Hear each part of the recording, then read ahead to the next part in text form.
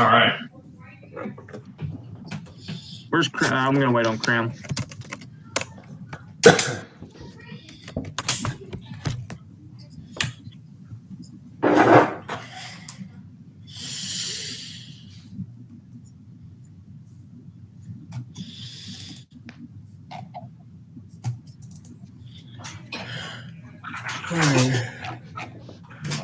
Books out.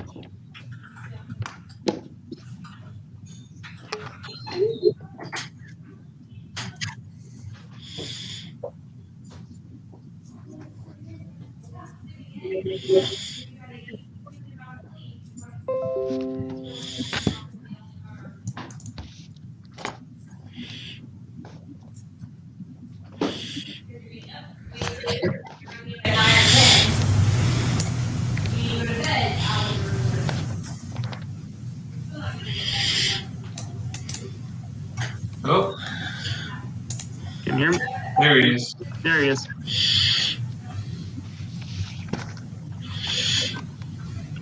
Can everybody hear us? Everybody can talk? Mm-hmm. Yep. All right, cool.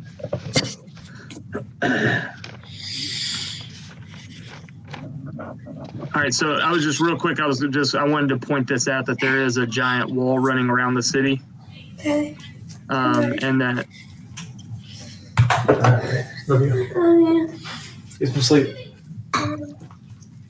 there are 3 parts of this city that are outside the city wall. That's Old City, Mallar's Throat, and Anchorage down here in the bottom left. Y'all are currently down here in Anchorage. That's where y'all went to the dock side to find a tunnel.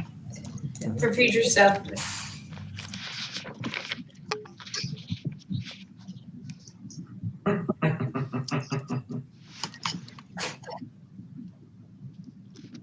You gotta get Trevor a room with a door that locks.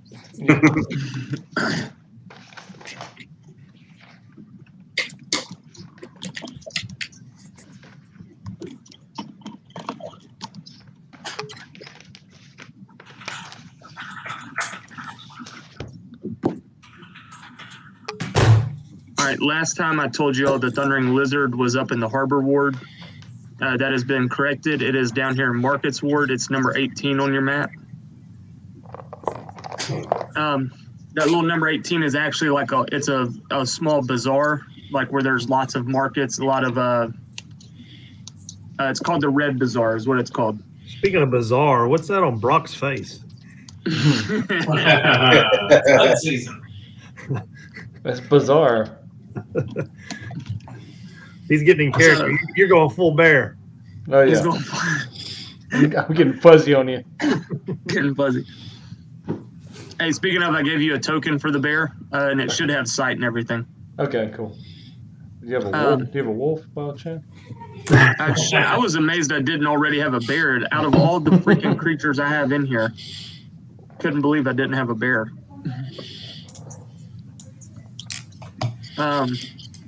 So yeah, that's where our 18. That's where Thundering Lizard is. It's like a market area where there's lots of shops. That's where the inns are as well. So that's where y'all are staying. I would say in y'all's journey to the market ward, number 20. It's up here on your screen, is the giant Coliseum in town that y'all heard about. There's games coming up. They are actually right around the corner from the Coliseum. Sweet. Very prominent in the city. I mean, you see it. It's kind of standout feature in the city. Yep. So where we left off last time, y'all went to the Thundering Lizard. Y'all met Clevin, who's with the Lord's Alliance. He told you about some bandits that they've been tracking down in Anchorage at the docks, smuggling some supplies into the city. Not something super uncommon, but as they've been investigating the Death Curse, along with every other faction in the town, they heard some intel or some rumors that they believe somebody was smuggling an item into the city that was could possibly be related to the Death Curse. And that's where he hired y'all to go find out what it was. He promised y'all 50 gold piece for completing the job. and that's where y'all went to the dock side at around midnight. Y'all found some bandits outside of Great and went into the tunnel, and that's where we left off. So I'll pull y'all over here to the map. This is where we left off with y'all coming into this area, the secret tunnel. There. From here. What's today? 10/12. Yeah.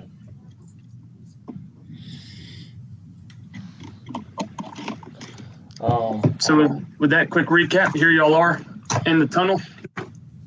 Y'all tell me what y'all want to do. Find my tokens. What I want to do. It is, as I'll tell you, it is very dark here in these tunnels. You get the feeling that you're headed out. These tunnels kind of lead almost into the bay area. You know, the water sets it. There's even like water kind of leaking in through cracks. It's a very damp kind of water and mud all throughout the floor. You know, the ground you're walking on is very kind of, there's puddles everywhere, kind of muddy. There are little torches lit up throughout, so it gives you, you know, just a little bit of a faint glow kind of throughout the tunnel spaced out. So there's definitely some dark areas, but there is a little bit of a flicker of light from these torches. I'll just look back at the group and be like, hey, which way do you want to go? Oh, I'm sorry. Before we start, somebody roll me a D100. Okay.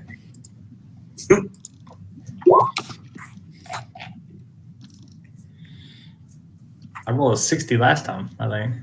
You rolled a 70 last time. Yeah. Please tell me that what he's doing is he's like populating the final boss, and every day it takes us to get there. There's more. Oh, don't worry about it. Don't worry about it. Don't worry about it. I'll let you know when you find out something. That little guy. Don't worry about that little guy. There's an unknown entity at work here. All right, there you go. Now we're good. So which way do you want to go? Left. All right. I will stealthily go right. All right, roll for stealth. I cheeked him. He doesn't know left and right. He's fine. All right. Nice. So you were stealthily moving to the right. Mm-hmm. And go around the bear. Just have a look-see. Tell me how far you think I can go on that stealth roll. Yeah, no, I'll let you know. I mean, your token should have the correct vision for what you can see, right? Yeah. Right. Hearing Dieter say left and watching Gustavo go right, I will also stealth and go right. All right, roll for stealth. Okay. I'm not very good at sneaking, so I'll try and sneak left. All right, roll for stealth. Yep. 7. 7. All right. Which way did it go? He went right. I was right. Okay. All right. Hey, real quick, So- Brandon, as you move into that area, all right, y'all hold on. Chris, back up a little bit. Okay. Before you round that corner. Yeah. So, Dieter, as you head into that area, there's no torch lit. It's pretty dark. You do notice a lot of webs, which you might take. It doesn't necessarily look like spider webs, but that's the closest thing you could correlate it to is spider webs. That's the closest thing you've seen to what you're looking at now, kind of a large webbing area there. Like, is it so thick I can't walk through it? You can walk through it, but it is thick. But, I mean, you definitely got to kind of clear the area to move through that way.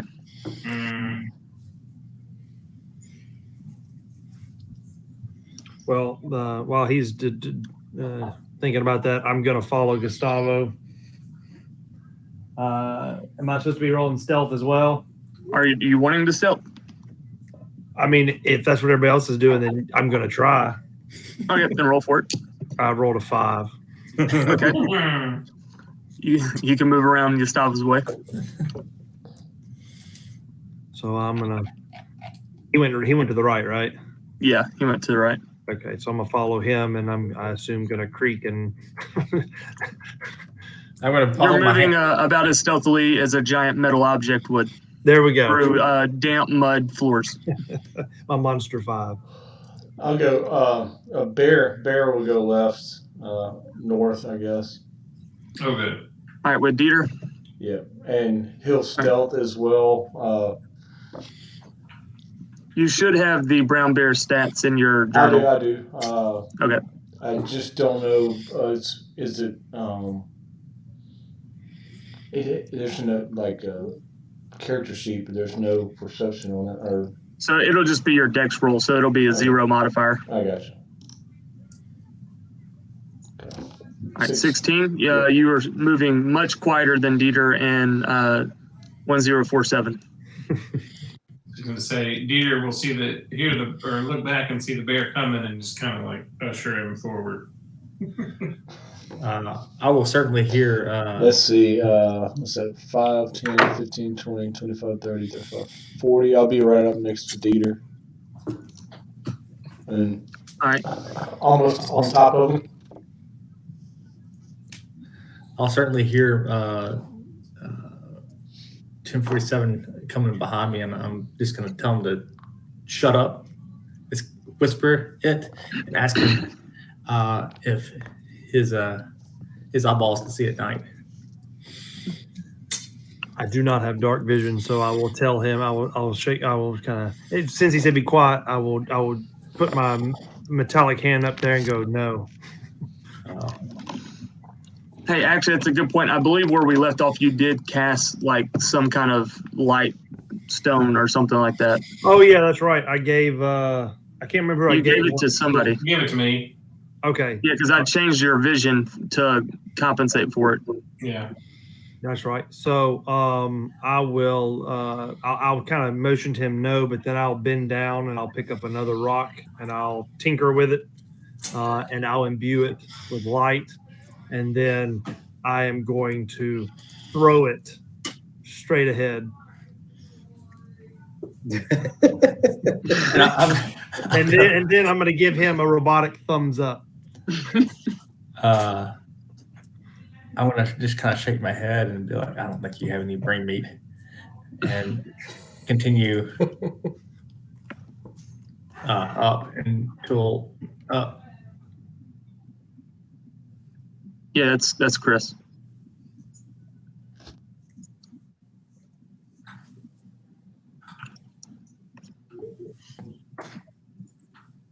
Oh, I lost Trevor. Are we good to move a little forward, Jimmy? Yeah, what are y'all doing? What are you and the bear doing? I'll start clearing a path for the bear, I guess, through the webs. Yeah, I guess the bear saw the webs. I'm looking at Monty, so Yeah. But before y'all move anymore, I want to know what Dieter and the bear are doing. yeah, I see. The bear can go first to clear the way. I mean, of the webs. He'll just start walking, basically, in front of Dieter. If that's cool. Okay. Yeah. He's gonna. So when you get to about, I'll say you get right there. Okay. Suddenly, out of the rocks, like a little crack, you see this. The closest thing you could determine it as being, it looks somewhat spider-like. It doesn't look like any spider you've ever seen before, but that's kind of the closest thing you can compare it to. Let me zoom in on this thing. I'll show it to you. Let's see. I think you're fucking me here. No, I'm kidding. Oh yeah. We got a what? Nothing. Definitely something you've never seen before, but this sucker hops out in front of you. I want to swipe at it for sure. Yeah. Dude, yeah. This is All what right, make an attack roll on it. This is what I text you about, right? I know. That's crazy. All right. I guess, yeah, I mean, however you want to handle it, but I'll try and shoot with my crossbow. Hey, All right, well, bear's making a swipe first. all right. I'm gonna try to bite it first, and then I'll claw attack it. No, 13, you hit it. Okay. Yeah, I only Roll get for one. damage. I only get one for that. So crossbow piercing. All right. Nice. You bite at it and take a good chunk out of its back end, that abdomen. And as you do so, it's going to run off in this direction towards the light. Dieter, if you want to make a crossbow attack at it, you can. Yeah, Is it I guess right? I'll see it run off, and I'll kind of step beside the bear so I can still see, and I'll take a shot. Oh, 7. Oh, what? 7.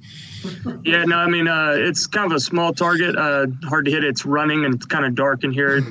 Don't necessarily see well.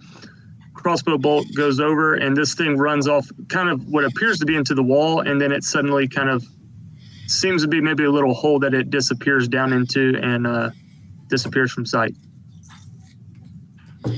We're not in combat yet. Nope, you took a bite at it, and then it ran off into a little hole and scurried away.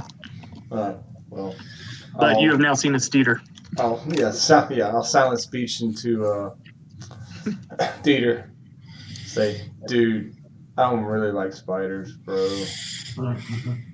Just scared it off. All right, Oh, now you can move as you want. I think you're scary, bro. You scared it off.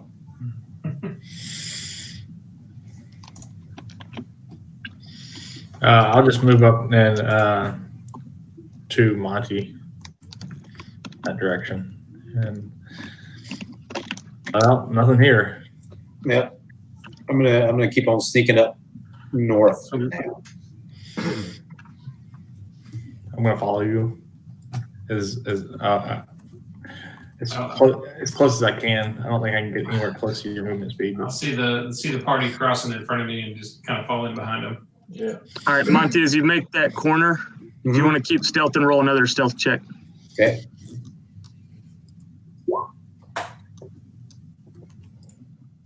I'll attempt this stealth as well. The bear's just running over people. So we do. 11. 12 for me.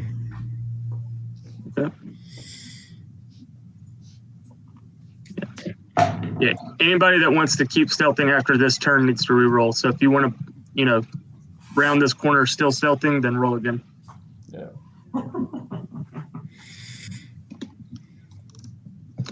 Dieter is moving about as stealthily as one would assume. Me and the bear, bringing up the rear, loud and proud. Bears The are bear actually who was moving more quiet, his paws kind of got stuck in some of that weight of that bear. The paws kind of got caught in some of that mud, and you kind of hear the suction sound as he pulls up. There you go. Kind of echoes a little bit louder than you might want through the tunnels. Bears are actually really, really quiet. But yeah, Not this one. not this one. This Not is this loud. All right, Monty, stop where you're at. All right.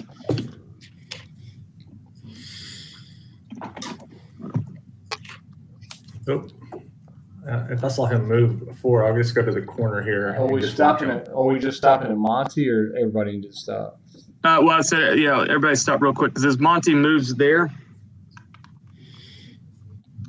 as he kind of walks through that area, his foot catches a slight rope strung out across the ground, and suddenly bells start ringing kind of pretty loudly. Caught a tripwire with some bells attached to it, and the bells begin to ring pretty loudly, and it begins to echo through these narrow kind of cavern walls. What was it? Hearing bells, I would charge forward. Lock, stock, and two smoking barrels. Bells are ringing, Harry. They're like, who are you calling? Can I move? Can the bear move, or no? Yeah, y'all can move. Yeah, y'all can move. I'm gonna look back at your stop and say, "What'd you do?" As soon as I got up here, the bell started ringing, and you started walking away. I don't know. I'd say after your foot caught that rope and the bells ring, you kind of look around, you realize there's actually like 4 ropes there, all attached to bells on the ground. I tell everybody that your stop was stepping on the road. I love being able to talk to people individually without somebody else knowing. It's awesome. Hey, nope. My apologies. Hey, never mind. No bells ring there. I need you to roll a DC or a Constitution saving throw. Oh, That's what it is. My bad. Wrong one. Poison gas. Ooh. That's a vibe. So as your foot hit that wire, sure enough, a dart comes flying from the wall, catches you right in the side, and you take 2 poison damage.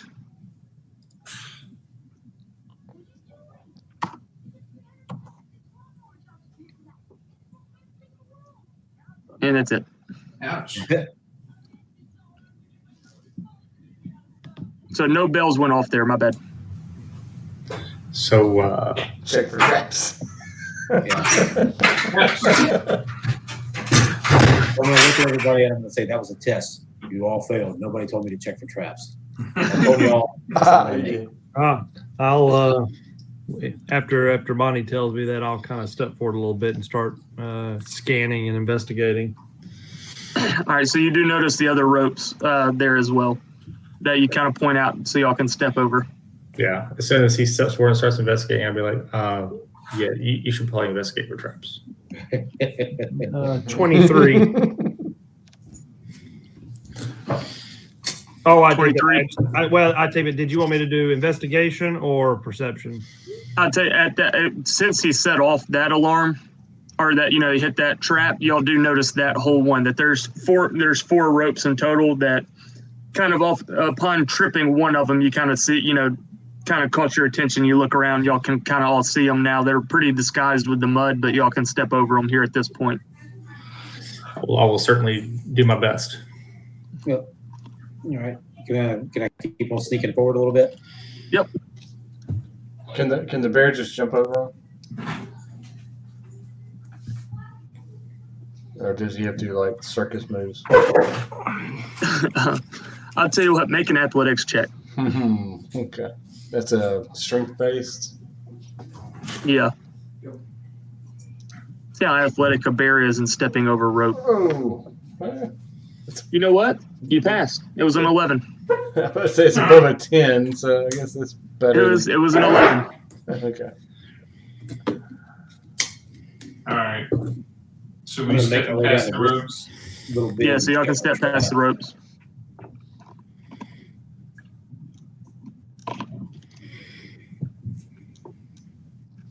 Let me check the traps down here. All right, make a perception check. And you don't see anything. Looks good. I'm taking forward.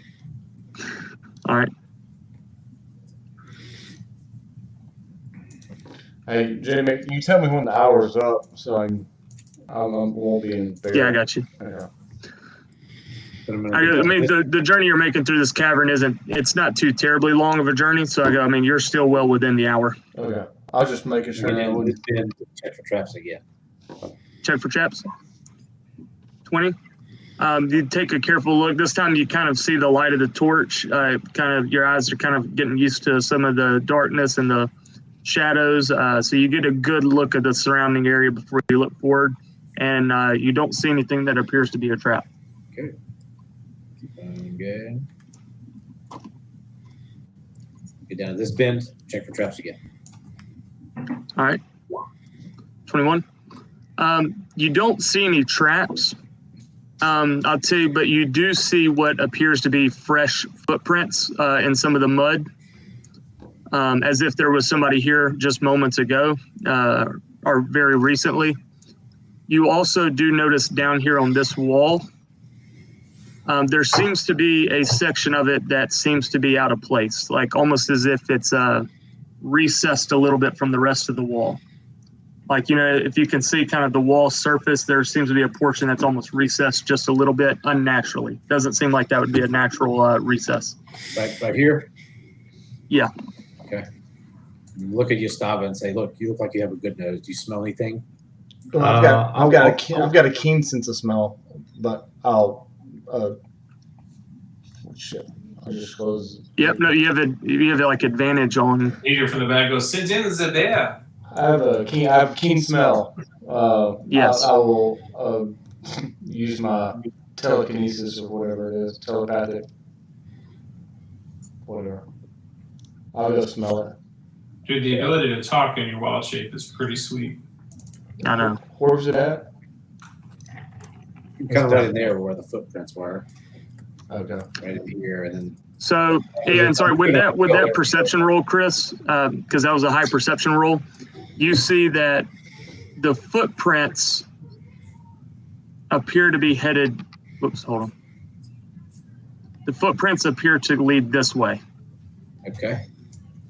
So not towards the stone wall. You just, with that roll, you do also notice the stone wall. The footprints lead this way, though. And I would say with the 21, you even notice they almost looked a little bit hurriedly, like maybe something spooked it, like a trap going off. Ah. I would tell everybody that. It looks like something is afoot. Something is Pun afoot. intended. All right, so Ted, you want to sniff the wall? Yeah, I'll try to get a scent off of it. It's keen smell. It's just advantage on wisdom, perception. All right. I'll do that. So 14. 14, yeah. With the 14, you kind of sniff around the door. You do get a whiff of. In this bare form, you have enough sense about you to understand that it seems as though air is passing from behind the wall, meaning there is an opening on the other side. It's not solid on the other side. So you can tell there does seem to be some sort of passageway behind this door. And you do get the faintest hint of maybe just the last remnants of a lingering, almost a little bit of a stench of a person that was standing here maybe not too long ago. That scent heads off in the same direction as the footprints. All right. Well, let's see.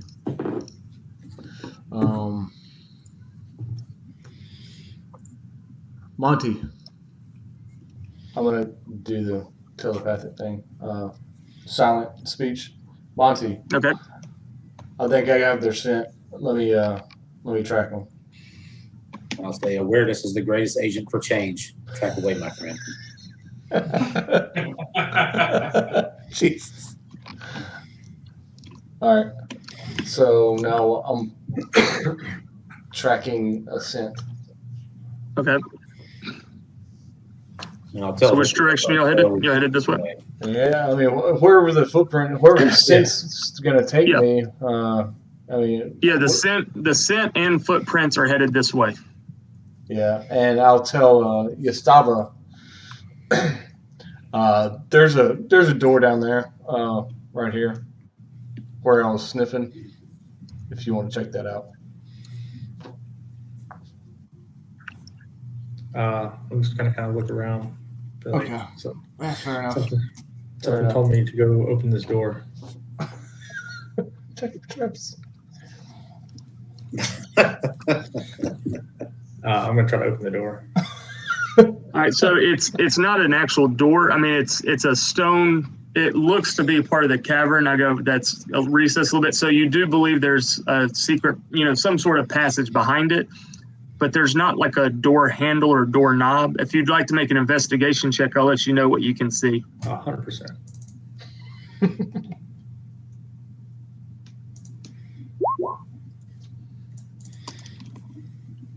You can't determine a whole lot about it. You kind of get you're looking at it, kind of feeling around on it to see if there's any kind of button or anything you can push to kind of move the wall. You even kind of lean against it to see if it gives. It doesn't. You do notice there does seem to be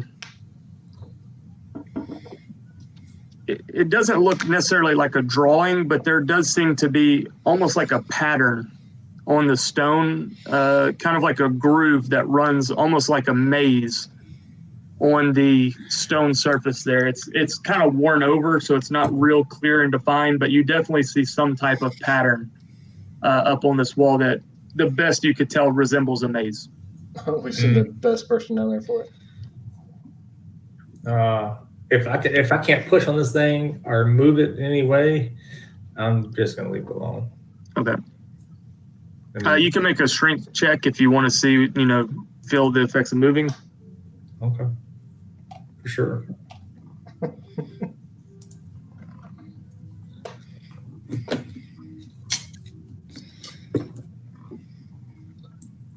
$22. Okay.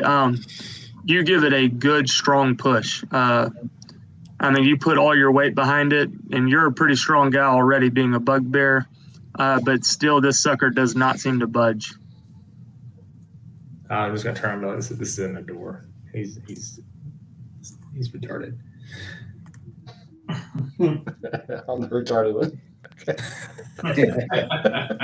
All right. If y'all are rounding this corner and headed up to the north, and if you want to remain stealthy, I need everybody to roll stealth check again. Okay. I would prefer 2, actually. Yeah, it's a 0. Doesn't matter. I'm a bear. Who cares? Hey, before Dieter moves on, he's gonna wonder what the heck Gustavo's doing. He'll go look at this door area one more time. All right. Roll an investigation or insight, your choice. 6. You kind of look at it as well, and you kind of see the same. You see the pattern, and like I said, it looks worn over. It's not clearly defined, but it definitely, you at least have enough knowledge to know this definitely is a pattern. This is intentional. But other than that, you don't really gain much insight into the workings of it or how it might open. Oh well. Moving on. All right, is that everybody's stealth rolls? Yeah. 13. Highest roll of the night. Okay. All right. It wasn't a 0, was it? No. Okay. Actually, I'm in bear form, so it doesn't matter.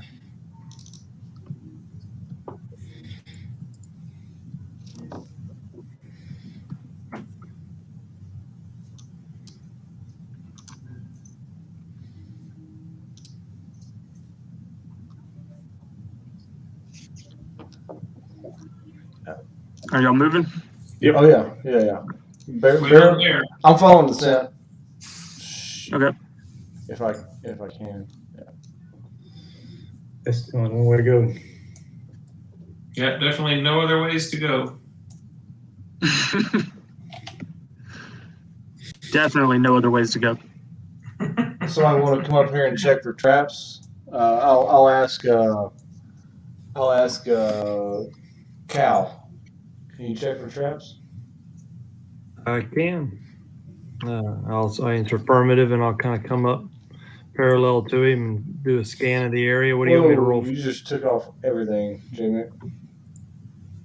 Oh, did I rip what? I can see the whole map. Can everybody? I can't. There's nothing on it. But I can see the entire tunnel. You must have rolled real well for investigation. It just I bumped it up one like notch, and I can see the whole thing. Let me zoom in.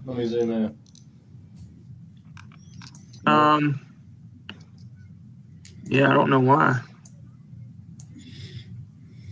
Can everybody else see the whole map, or just your vision? Mine didn't change. I'm just letting you know. Yeah, it's all right. I don't think anything else in this. You shouldn't be able to see everything. That should be on the GM layer. I'm gonna play it legit anyway. So yeah, everything should be on the GM layer though, so you shouldn't be able to see anything. Okay. That's fine. Until we need to. So, we'll go back to it. Cal's right. looking for traps. Yeah, what would you want me to roll for? If you're just kind of doing a general survey of looking for traps, that's going to be perception. Okay, 22. 22, you get a good scan of the area. You don't appear to see anything. You don't see anything that appears to be trapped in this section of the tunnel. Okay. I'll move I'll, In this straight section. You communicated that to me telepathically, isn't that right? Correct. I can only do that to one person at a time. Gotcha. So I am I able to respond to that? You can. I can understand what you're saying if you. Okay. I mean, I you would, speak out loud. He speaks in your brain. You speak out loud. okay. Then I would have I would have verbally to the group said, so far the way ahead looks safe. Yeah. Only you can hear me, but you can talk to me as long as you're speaking common. Got a nice 1-3-1 formation going on here. Yeah. All right, I'll keep going. All right. All right. So as you round this corner, you do see this wide open section in here where there appears to be a chair and desk with some torch lights up in here, and this way that bends around the corner. Yeah. Can you see the chair and desk in there? Yeah, I do. Okay. I'll go up in this room. All right. Oh, hold up. Yeah, I'm stopping.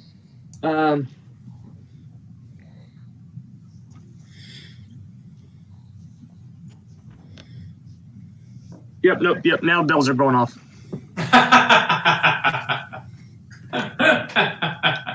As you walk into this kind of cavern room, you catch another one of those ropes kind of strung along the ground through the mud, and bells go off, ringing.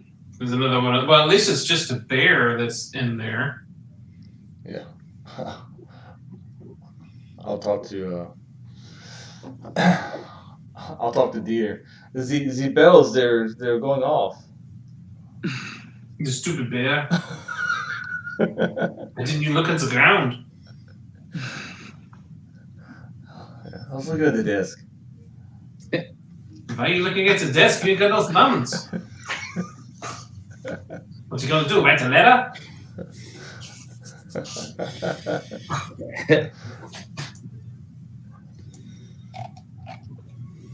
Can we stop the bells? Are they still going off, or did it just like jingle? That went off when he hit it. You know, by the vibration of the rope. I'm probably, rope. probably wrapped in the bells right now. He probably You know ripped what I'm the wall. Kind of hit the rope. I'd say they are no longer taut, but the bells. I mean, they alarmed, they rang out, and it echoed through the cavern.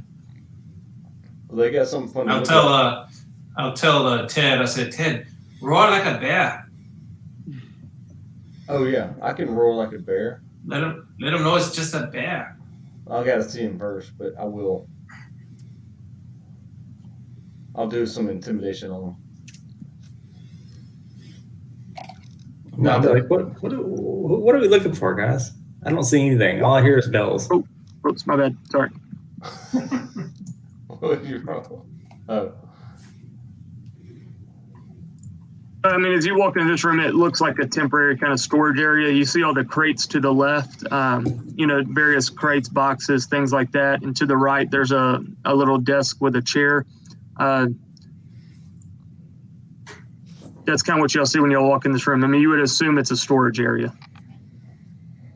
I'll go check out some boxes. I'll go check out the disc. Which boxes are you checking out? The ones closest here.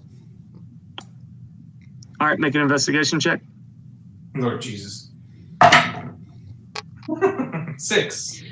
All right, I mean, you kind of open the crates and you see various little trinkets throughout it.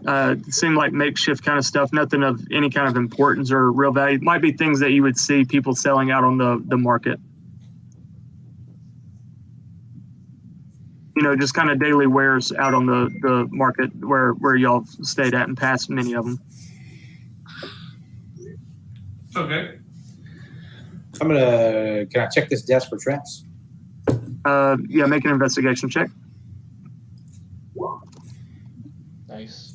19. So as you look over the desk, there does not appear to be anything that seems to be trapped. You don't see like any of the drawers don't appear. You don't find any mechanisms or anything like that that would indicate that it is trapped. As you open one of the drawers, you do find a small coin purse. Small little bag with coins in it. As you open it up, there's 10 gold piece in it, 45 silver piece, and 22 copper piece in it. Nice. Score. And you also find another note. In the other drawer, you open it up and you find a note in there. And as you open up and read it, this is what it reads. It simply is addressed to Sanuya, which is that name I put there in the chat. And it simply says, "It has come to my attention that our operation may have been discovered. If the princes or the Yeptika learn of our existence, destroy everything, leave no trace." And it's signed Nahu. Nahu.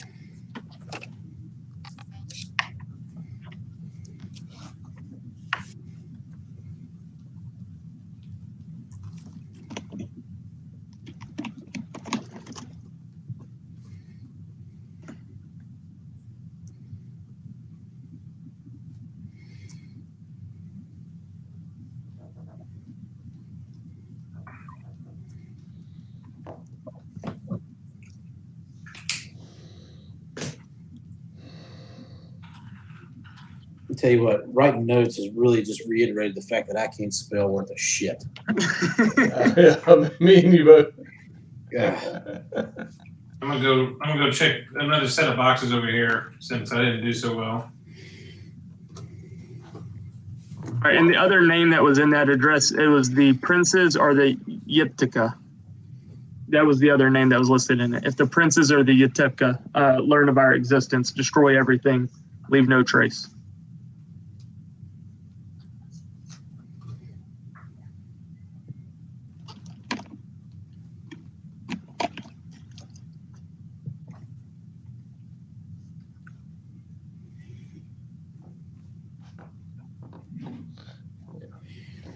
My handwriting is atrocious. So with the daily wares thing, is there anything that like stands out that's like name branded type thing? You know, is this like old VCRs? What are we looking at? What did you roll again? It was like terrible. a 9. Like a 6. Yeah, it was terrible. Yeah. No, I saw it appeared to be like maybe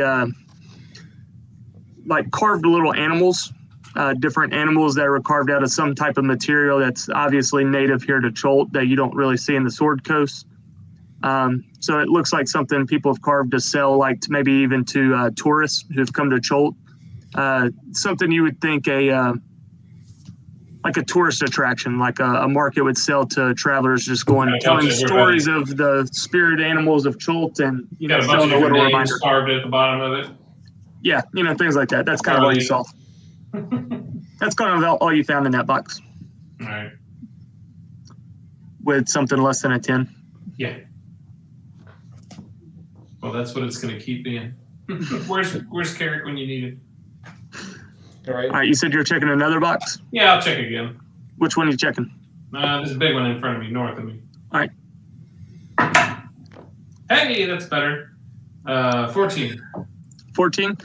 Again, you open it up and you do see maybe some wares there as well, similar trinkets that kind of look designed for tourists. But as you kind of move those aside, you do see underneath it appears to be 6 small vials with some kind of liquid in it. This is going to be very small, almost like test tube with a stopper on top. I'll pick it up and look at it. Appears to be green. The liquid inside it appears to be green for all 6 of them. I'll smell one of them. You pop the top off of it and make a perception check. 5. I got a sinus infection. Yeah, it doesn't really seem to have a smell. You don't really, I mean, honestly, kind of the musky dampness of the cavern kind of is a little bit overwhelming.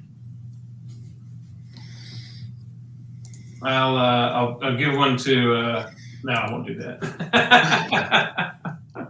I'll just tell the group what I found and show everybody. Okay. Yeah, you can give the bear whatever you want to. So you now have 6 small vials of some mysterious liquid. Green liquid. Yeah, green liquid.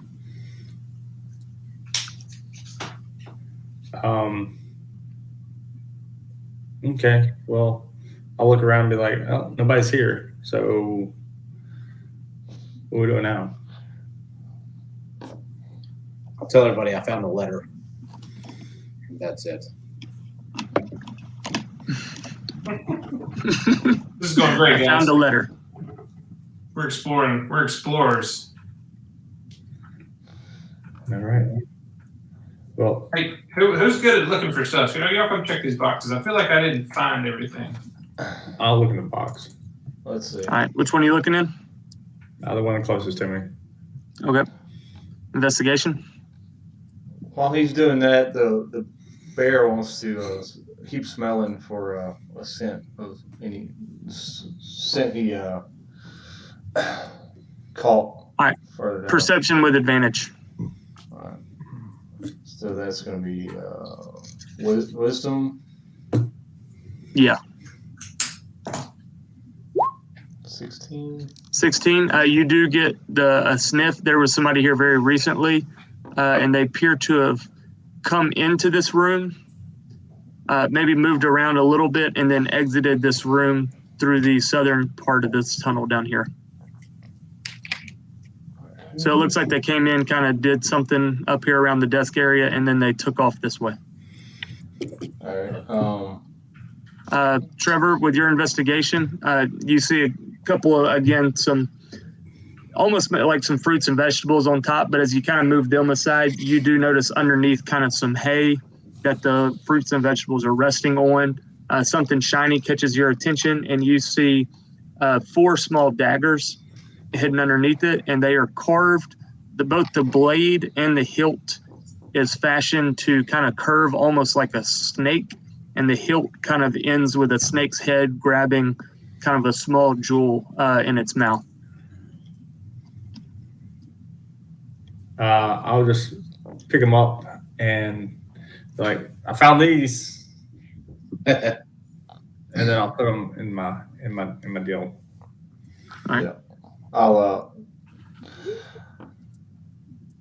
I'll tell Cal.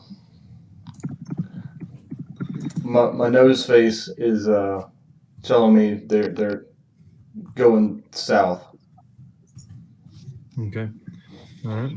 Then I would. I've been kind of just standing here keeping a watch at this Y intersection, so I'll kind of just gently, stealthily goes a few steep feet down. All right, roll for stealth.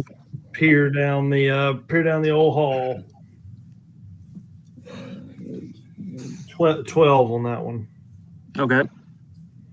I don't know if it's kind of middle. I'll let you know. Middling stealthy. Did we go through all the boxes? No, you have not. All right, and so I'm just You going have checked 3 of them. Which peer down. I don't know which is which. I want to check one that hasn't been checked. Okay. The one in front of you? Sure. If it had All right, investigation. 10. Yep. You found fruits and vegetables. It almost seems like they've been storing some food in here to snack on. Okay. I will say these are definitely fruits that you haven't really seen before. Definitely native to Cholt. Nothing you'd see on the Sword Coast. Very bright colors, kind of smell of citrus, things like that, but nothing that you've seen on the Sword Coast for sure. I want to pick a fruit up and take a bite out of it. All right. You grab kind of an orange one there and take a bite of it, and it is a very sweet and delicious tasting. Closest thing you'd be able to compare it to is an orange, but it's definitely not an orange. Much sweeter, much juicier, but definitely like an acidic fruit. Okay. Tastes delicious. I want to check another box that hadn't been checked. All right, that one's already been checked. What about this one? This one has not. I'll check it. All right. Oh, Nat 20. he checks all the boxes. No, he checks that box. You do see, as you go through again, you open up and on top, it seems to be maybe some other, trinkets that you'd see in the market. But as you kind of push those aside and the hay aside, you do see a long sword, or you see a couple of long swords underneath there, as well as on the bottom floor kind of scattered out. You see another 40 gold pieces kind of scattered on the bottom. What appears to be maybe some illegal drugs that have been smuggled in, as well as another 3 vials of These aren't test tube size; they're a little bit bigger. But 3 larger vials of another mysterious. One's green, one's black, and one's gray. Okay, I'll take the vials and I'll wave the broadswords around for Dieter. And knowing that there's something under the hay, can I go back and check this box underneath the hay, or is that metagaming? No, I mean, I would say you kind of got a general idea that there might be stuff underneath the hay, so you could check it again. Roll an investigation on it. 18. All right, so you do move the hay aside and don't appear to find anything else in that box. Okay, has this box been checked? It is not. I'll check it. Nothing really important seems to be there. Even digging through the hay, you don't really see anything of importance in that box. Well, have any of these 3 boxes been checked? Yeah, I would say Dieter checked all 3 of those. Okay, what about this one? It is not. I'll check that one.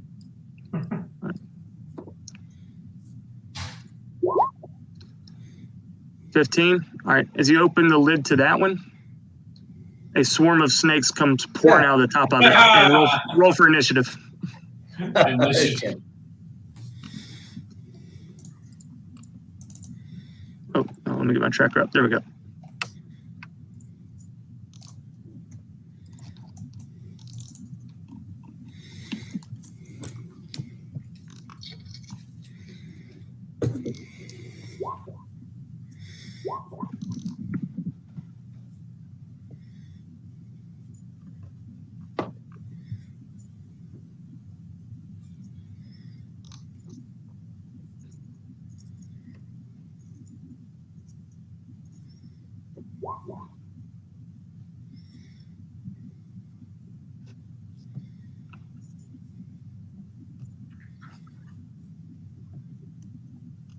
Is that everybody in there? I'm in there. All right. I will say they do get a first round of surprise attack on you. Yeah, that's fair. You were not expecting a swarm of snakes to come out at you. Definitely not. I think that's our best initiative rolls to date. I guess a swarm of snakes.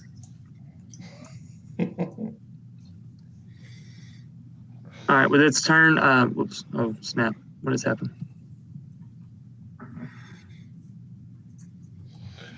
All right, the snakes begin to kind of swarm. They actually occupy your same space and kind of begin to swarm up. Snakes kind of slithering all over your arms and legs, and they will take a bite attack at you. Misses. All right, so even though they're kind of swarming all around you, you do kind of notice the ones, you're pretty quick as a monk, pretty good perception. You kind of notice the ones that are going to bite and kind of grab and stop them from clamping down on you in any kind of strong way. And with that, it'll be actually your turn. Okay. I'm going to punch the snakes twice. All right. 16 and a 14. Both of them will hit. 4 and 4. All right, hold on. Sorry, I put them in your space, so let me move them real quick. Crap. They're underneath you. That was 2 ones. What a bunch of dicks.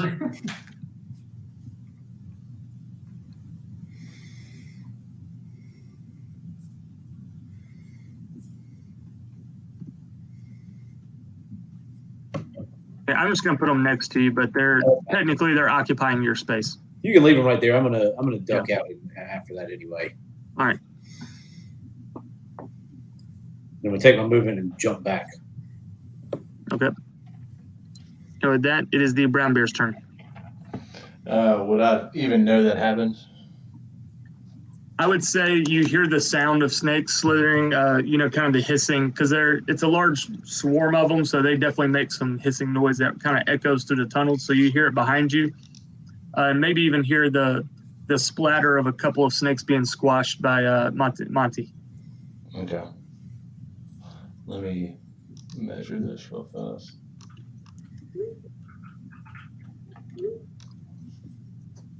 All right, I can make it to right here, and that's my movement. I really don't have anything else to do I guess I can bonus action over there. Yeah, I'll do that. All right. I guess they're occupying the same space, correct? Well, Monty moved away, so they're still left at the box where they're at. All right. I'll come here. So he kind of knocked some of the snakes off of him, kind of grabbed them, snapped the necks, and then got them off of him and moved away from the swarm. That's all I can do. I mean, I can't attack if I did a bonus action for moving. Gotcha. All right. With that, it'll be Estava's turn. Yeah, I'm just gonna hit him. That's, I mean, that's all I can do.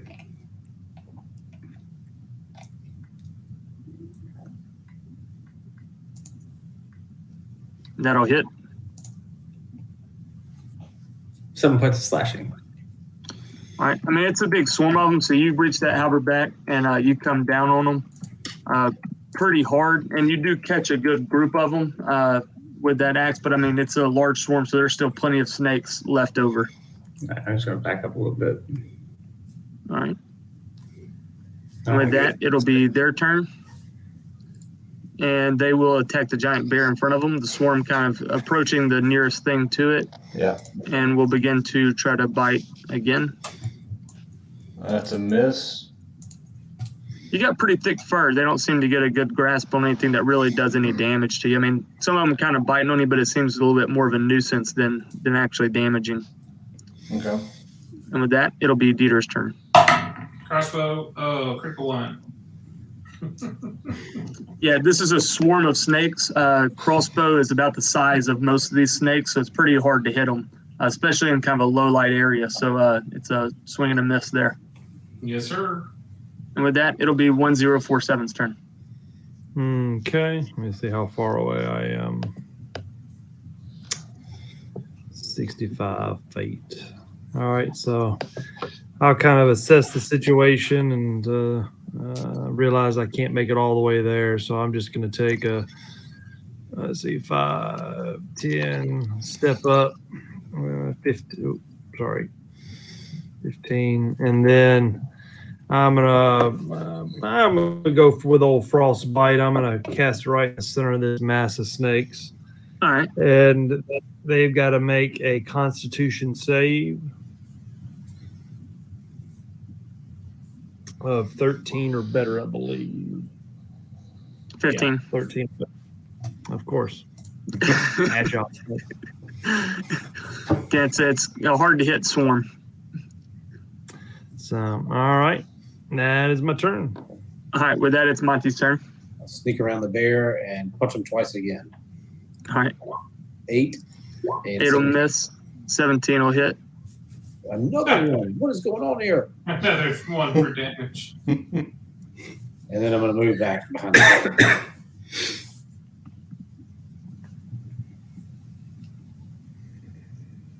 All right. And with that, it is the brown bear's turn. All right. I'll do a multi-attack. 1 bite.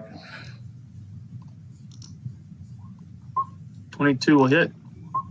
6 piercing, and then I'll do claws. 23 will hit. Whoops.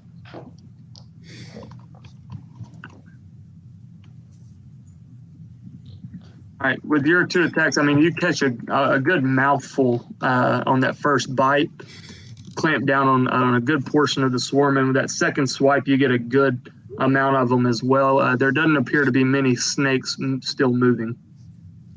And with that, it'll be Estava's turn, unless you want to take any movement.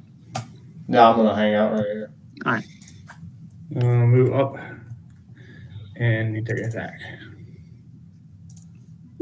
Oh, no. 7. There's not many snakes left, and so you take a swing, but they're pretty quick and get out of the way of the halberd coming down.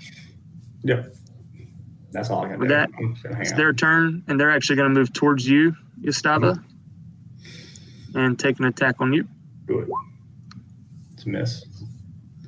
And that's their turn, and it'll be Dieter's turn now. Well, crossbow didn't work, so I'll step forward and swing with sword. Oh, 9 to hit. 9 will miss. I am rolling like crap. Again, there's not many of them. They're kind of small, kind of hard to really get a good swing on them. With that, it's Cal's turn. Frostbite. No, I'm gonna. Let's see here.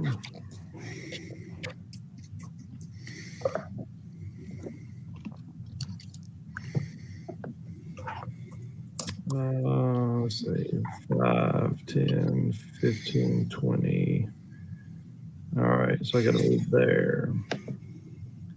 I'm going to move up to right there. All right, real quick, make an acrobatics check for me. Acrobatics? Yep. What am I stepping? Oh, is it those ropes? Yep. You're the only one to cross the ropes. Gotcha. All right, let's see, 17 plus 1, 18. All right, you're good. I was gonna say, man, I was all right. All right, and then I'm going to throw my spear. Okay. Throw some spear at some snakes. Cool. Let's see, 11 plus 5 is 16. Hold on 1 second.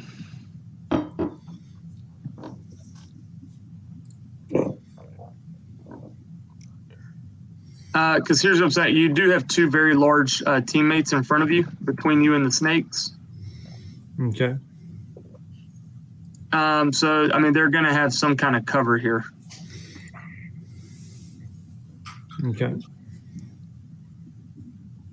Well, I can use, let's see here. I'm sorry, what did you roll again?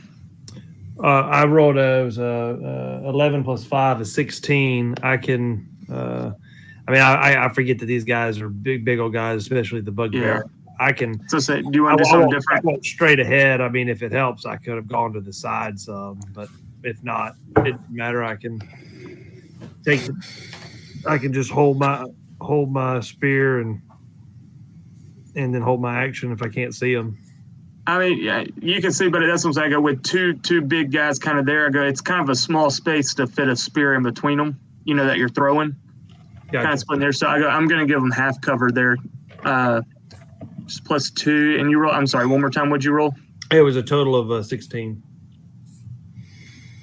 You know what? 16 will hit. Oh, okay. If you want to roll for damage.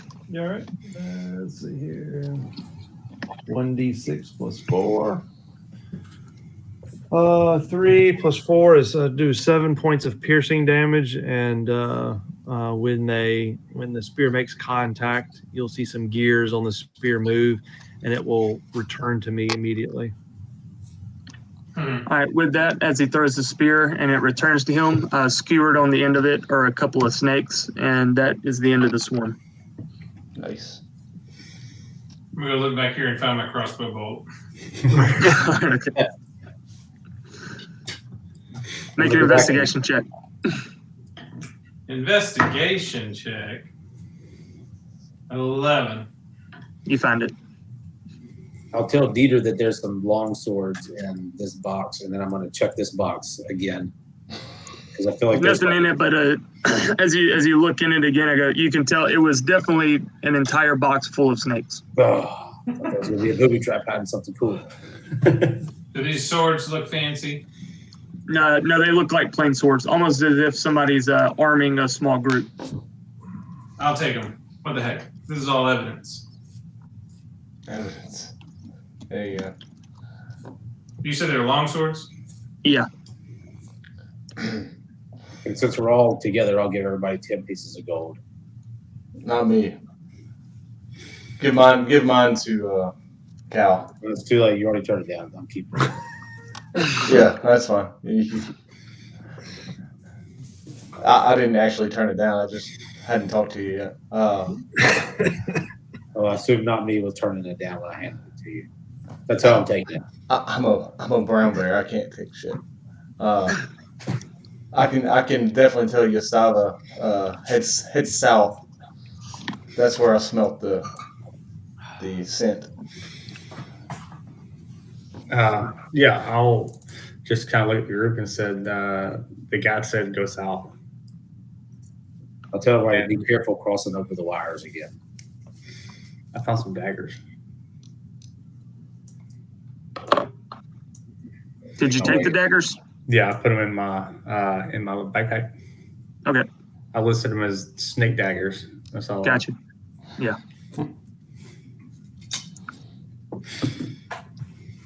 Moving on. Going down south. I jumped over the ropes. Yep, I'm trying to at least. Tell you what, bear, make an acrobatics check. Oh, nice. I knew that was going. Circus bear time. Yeah. So You're that's- very large. So Dex, right? Yeah. Okay. Oh no. Uh-oh. Yep, you set them off again. Yeah. At this point, though, I mean, I'm pretty. You kind of get the idea. They already know we're here, so you don't really think it matters a whole lot. I didn't think so. At that point, the bear's going to go back to the ropes and just start pulling on them Okay, out of the wall. like we're coming. He's just going to try to break them. He said go down here and take a look. So I'm just gonna start walking down this way. Yeah, I think stealth is out the window now, so let's just go. All right, Yeah. as you round that corner, it will lead to another portion. I'll bring y'all over. Hold on one second. Let me pull your tokens out. A new Okay. map.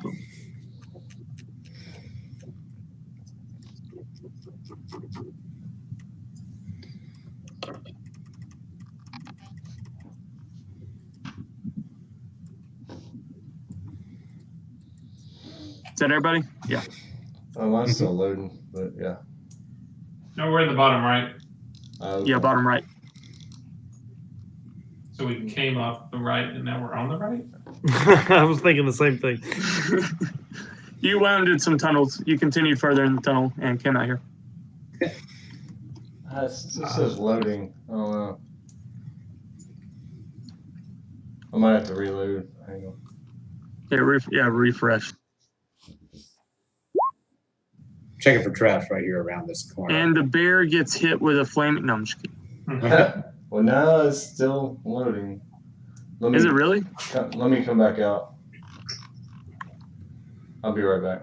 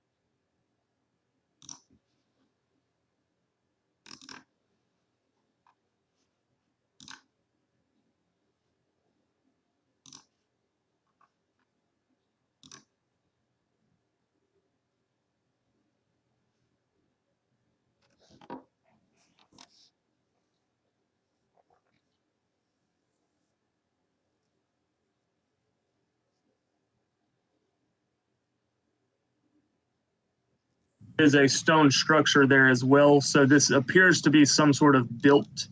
I'm back. I mean, now. it's a building, is what it is. You can only see kind of the outside, the exterior of it. So all you see is the wooden door and the stone of the building face. One of the lamps is lit up. The other torch is put out. How far I'm behind? That's kind of what you see as you approach. Can I investigate the door for traps and locks and all that? Yes, roll an investigation on the door. Oh, ouch.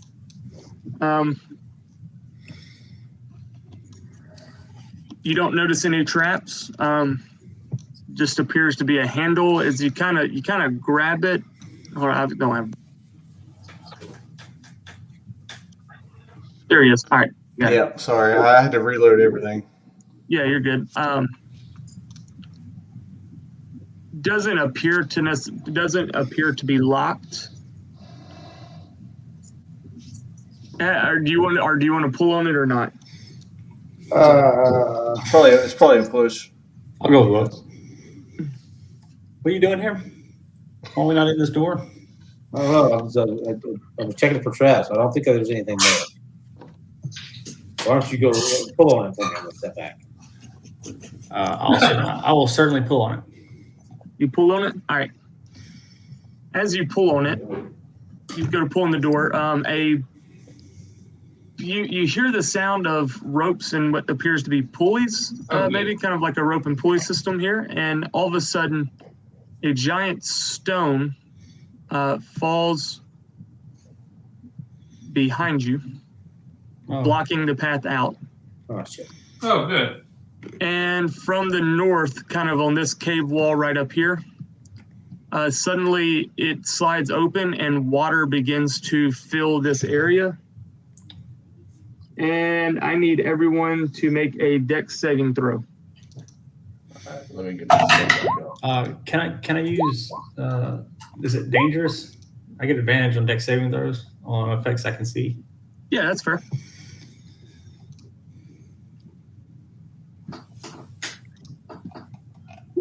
Ooh.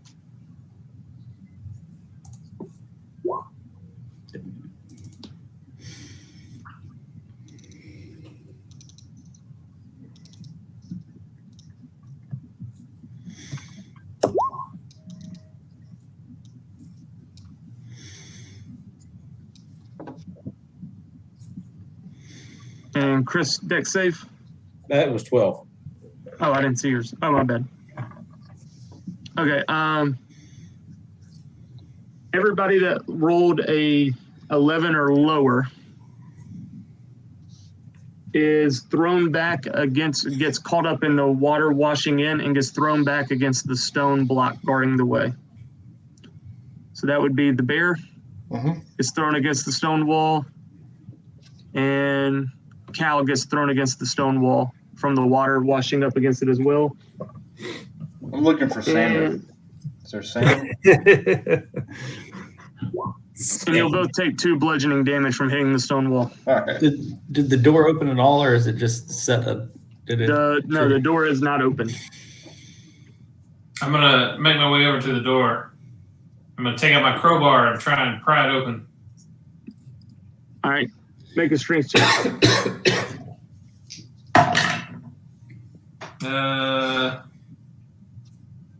19. 19. You get the door open. So you do crack the door open.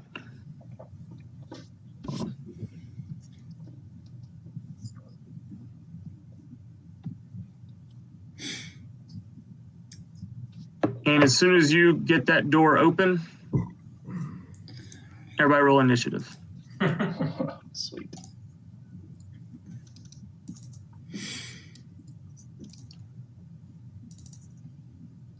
Oh, let me try again. Mine was great. That was terrible. Not as bad as yours.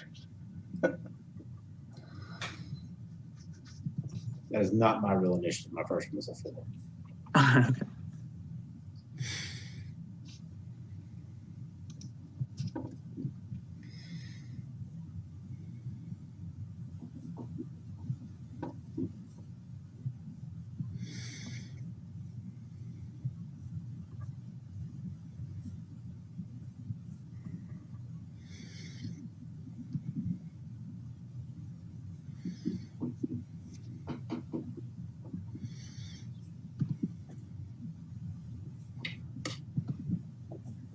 Everybody in the turn order?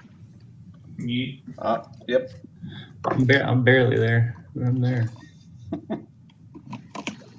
All right, so you open the door. The water's still flooding in from the north, that north cave wall. It's not very high at the moment. And let's see here.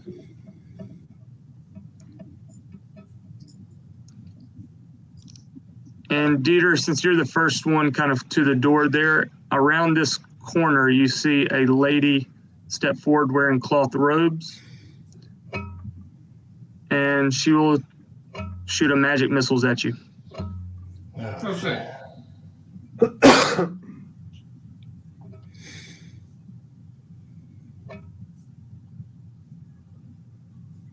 Just one? I thought it was three. Yeah, no, it's 3. Yeah, that's what I was making sure.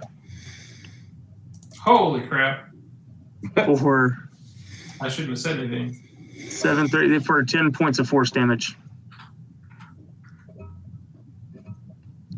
And with that, it will be your turn. Did I see this lady? Yeah, she stepped out from around on my map. Oh, you can't see her? Nope. All right, so out of the darkness over there, yeah, kind of 3 magic blasts come flying out of the darkness and hit you. Yeah, I'm gonna back up around. Well, actually, from where I'm at, I can see this guy. Yep. I'm gonna crossbow him. Okay. 20 to hit. 20 will hit. And D8. I don't have what anymore. 8 points of damage. And I will step around this corner here, and I will use second wind. Nice. All right. Your crossbow catches him solid in the chest. Definitely takes the breath out of him.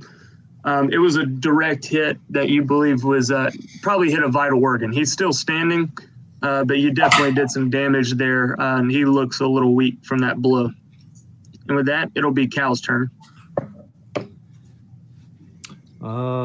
I can't see anything. I wouldn't know what's going on at this point. So I would say you heard the blast of the magic missiles hitting Dieter, and probably some groans of somebody getting hit with a crossbow.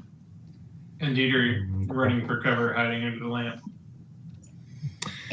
I thought Carrick was in the other. But we're not. Are we the ones? Me and Ted that got knocked up against the wall. Are we just up against the wall, or did we get knocked prone? No, you're not prone. Just the water kind of took you off guard. Kind of came rushing in, and you kind of. It's a wet floor, so it kind of swept you up against the wall. You hit the wall, but you're still up. And Okay, no salmon. So then I'll just take my full movement then. Let's see, 5, 10, 15, 20, 25, 30. Oh, well, let's see. Now I can see what Brandon was shooting at. I can just barely see the silhouette of this guy. Yep. I don't know how far that is. Let's see. Let's see here. That is 50 feet. 50 feet. All right. Well, that's within range. Why not? Let's try one more time with feet. Let's see if this will finally hit somebody. 13 or better Constitution save. A 4. Finally. It worked like the first 2 times I used it and it never worked again. All right. So he's going to take 1d6 of cold damage. Oh, 6. All right. Good roll. All right. So he'll take How much? 6 points of cold damage, and he'll have disadvantage on his next weapon attack roll. As the frostbite hits this guy who just took the crossbow to his left lung, the frostbite bolt kind of knocks him over off his feet. He was already barely standing, and he falls over and appears to be down and unmoving. Oh, okay. All right. Well, if he happens to get back up, he's got disadvantage on his next attack. I'll give you a hint. He's not getting back up. Okay. All right, Yastava, the bandit nearest to you up here at the top comes charging at you. And he will attack you with the scimitar. Ooh. Scimitar, that hits. All right, 22 hits, so you take 4 slashing damage. Caught off a little off guard, water came rushing in. Suddenly a door opens and somebody's running at you. Kind of caught you a little bit by surprise and got a good swipe on you, making contact.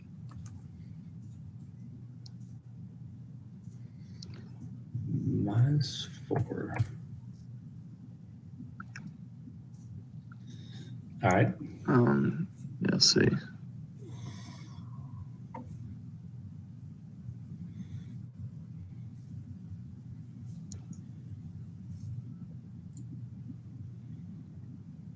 right. And that guy's dead, so it's the brown bear's turn. Okay, brown bear wants to. Let me make sure I'm doing this. He can use his movement plus his action to get to right here, and that's what he's doing. And when he gets there, he's just gonna just do a guttural roar, and that's it. So roll intimidation. All right. Brown bear intimidation. That's what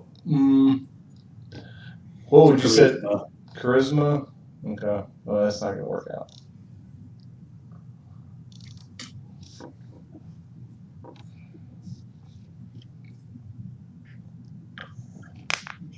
It's a tie, I guess.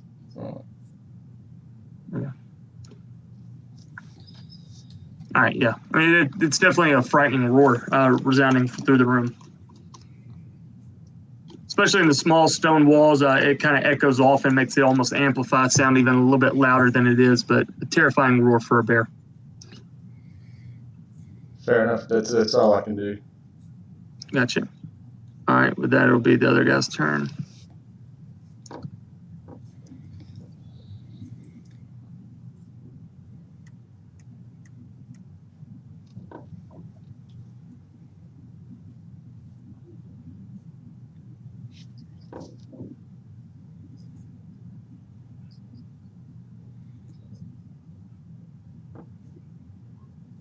No. Uh-oh. All right, my bad. It kind of froze up on me. Okay. The 15. 15 hits. All right, so 3 points of piercing damage as a crossbow bolt comes flying out of the darkness. I gotcha.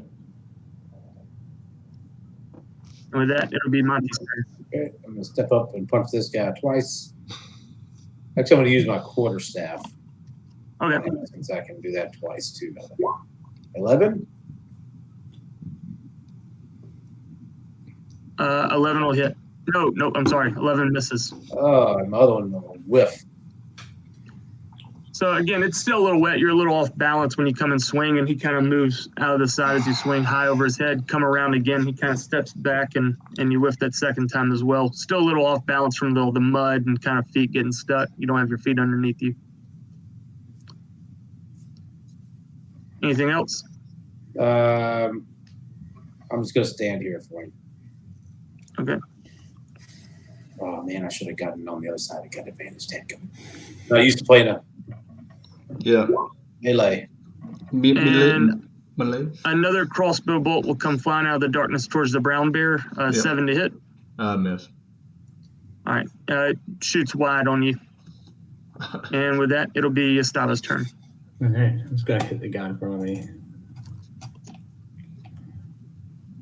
I'm just trying to soak damage.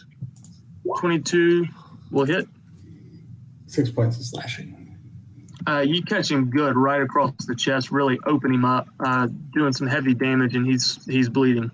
Not looking great. I wish I had a second attack. I don't. When do you get a second attack?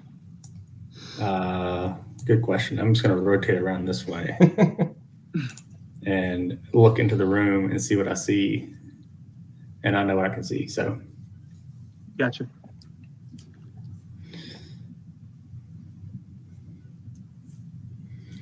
All right, I'm kind of done. All right. With that, the chick in the robe's turn. Chick in the robe.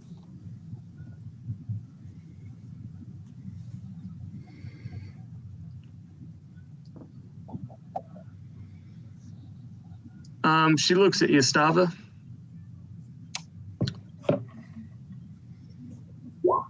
Cast Charm Person. Oh shit. Wisdom saving throw? Oh, this is This is going to be great. yeah. You have advantage though, I do. because we're in combat with her. I'm going to need all the help I can get. 14. 14 will pass. Hey. Ooh, if you didn't have advantage. Ooh.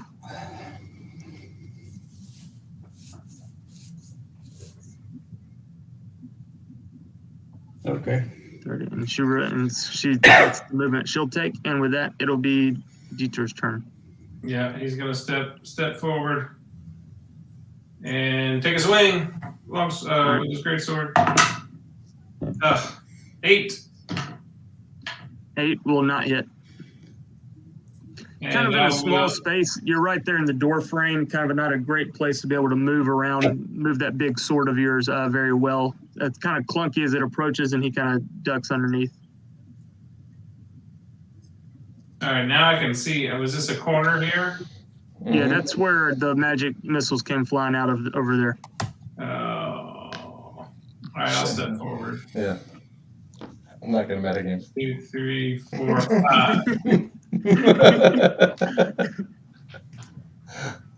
All right, I'm there. Yep. Unless he wanted to take a swing at me on my way. No, he's not. And with that, it'll be Cal's turn. All right. 5, 10, 15, 20, 25, 30. Yeah, how's that? Can't tell what's a corner. All right, and have to be something else ranged. I'm gonna hit this guy with frostbite too. DC The one in front of you? Con say The one in front of you? yeah, the one between yeah, that one. 3. All right, he failed. So 1d6. He'll take 4 points of cold damage and have disadvantage on his next attack.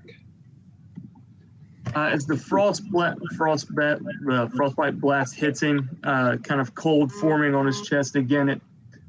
He just got slashed by a big spear, kind of opened up wounds as the frost hits him. He almost kind of even falls to a knee, not looking great, just trying to catch his breath and stay conscious. And with that, it's his turn. He will kind of rise to his feet, muster any strength he has left, and look at the monk that swung at him and take a swing at the monk. Misses if he's at disadvantage. He is at disadvantage. He's at disadvantage. Not very much strength. He kind of swipes with all he has, but not much energy. It's easily to step aside and avoid that. And with that, it'll be this guy's turn.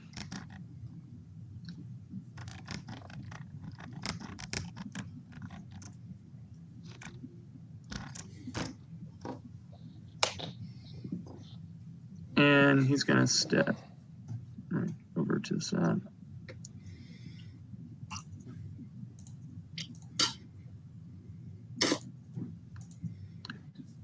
And looking at a giant, large brown bear who just came bursting through his door, he's going to take 2 of his daggers and throw them real quickly at the brown bear. Are they both miss? All right.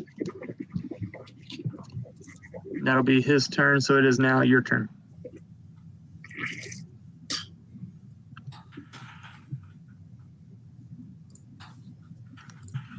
Brown Bear's turn.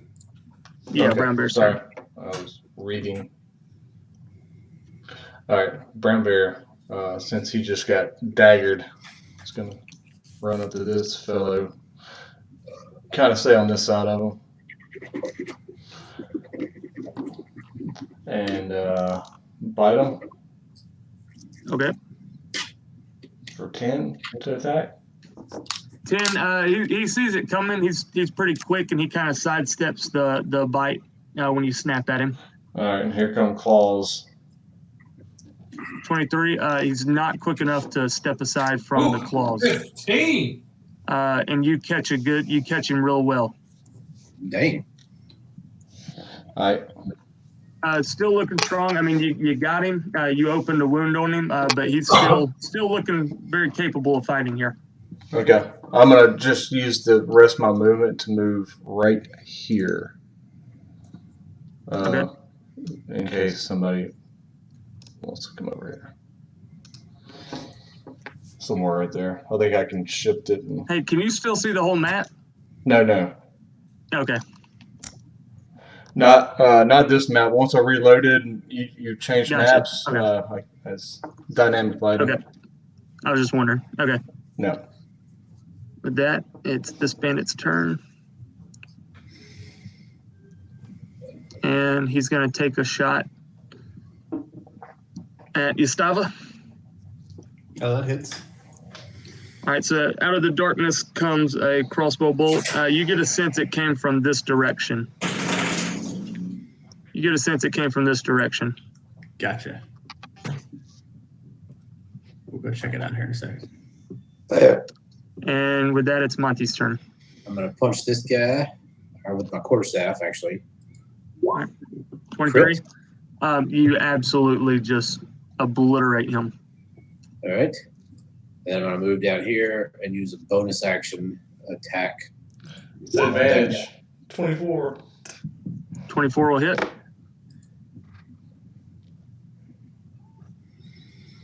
Well, that's not right because that's supposed to be. Oh yeah, it is right. It's 1d6. Roll another one. Are you kidding me? Yeah, do better. With that, it's this guy's turn. He's going to step up, and he's going to take a shot at Dieter. That hits, sir. That's a crit Oh. for 7. Okay then. And with that, it will be Yastava's turn. All right. Let me see. I know I got shot from out here somewhere. So I'm gonna go. Well, You probably see at least one guy standing under a torchlight. yeah, I see him. 5, 10, 15, 20. 25,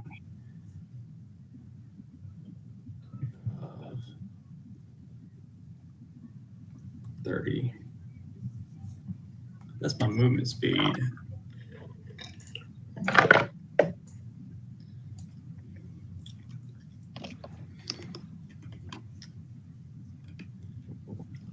I'm going to, that's all I can do.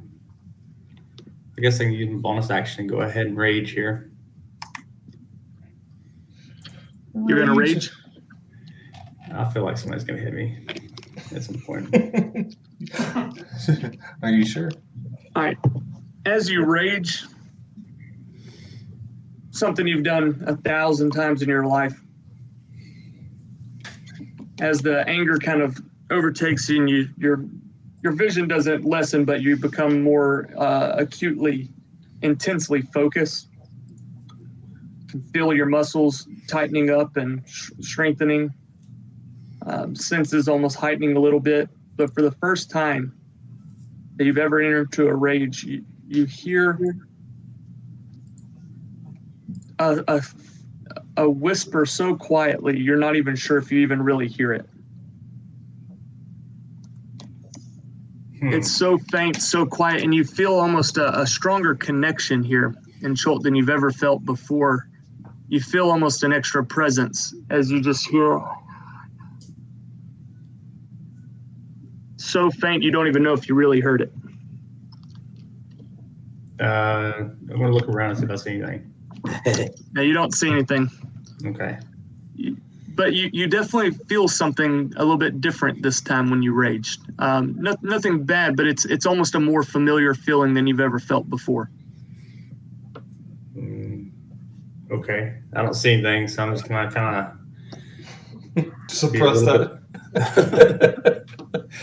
a little bit confused, but still raging. It wasn't me. Oh, we get a whisper. All right, with that, it'll be Sanuya's turn.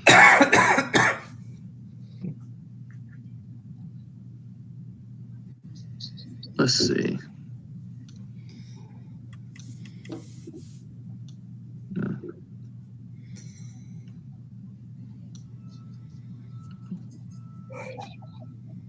Yeah, rage was probably a good call. Just gonna cast Hold Person on you, Yastava. Whole person. Wisdom save. It is concentration. Wisdom. 21. 21. You save. 100% safe.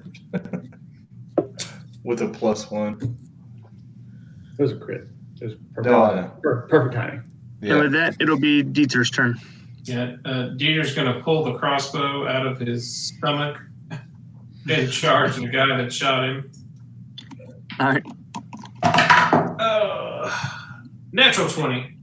Natural 20. Another Yes, crit. sir. Two So crits. that's Two crits in a row. 4d6.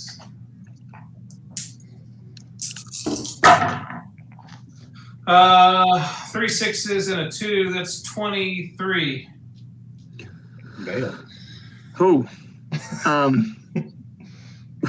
With all the fury of a raging barbarian, you swipe across this guy.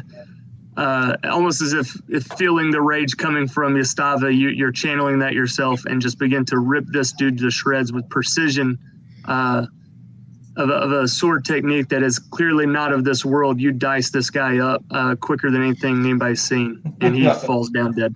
I like it. Just for funsies, I can see this guy now. Yep. Action surge, crossbow bolt. All right. Oh.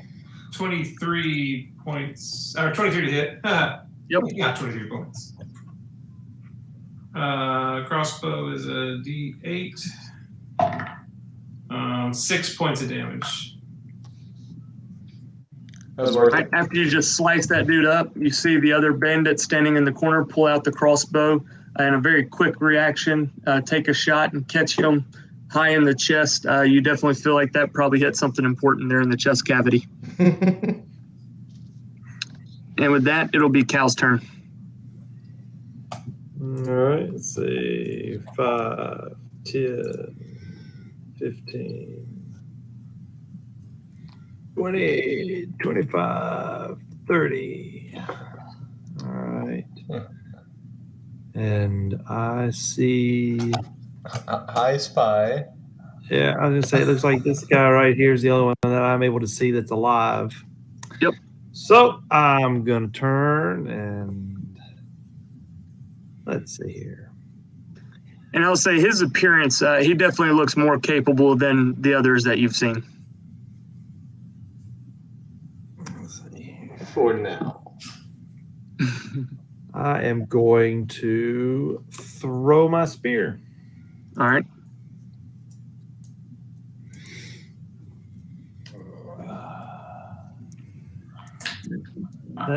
That's going to be a miss. I promise you. All right. I mean, Still a dark room. I say I'm assuming a 6 misses, right? Yeah, 6 will miss. Yeah. So, This guy, he seems to be very much more experienced when it comes to combat. He seems to be a lot quicker, a little bit more deft than his other bandit counterparts.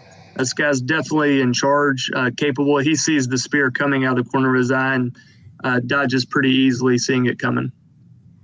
all right, it'll return to me. All right. Anything else? Nope, that was it. Damn. All right.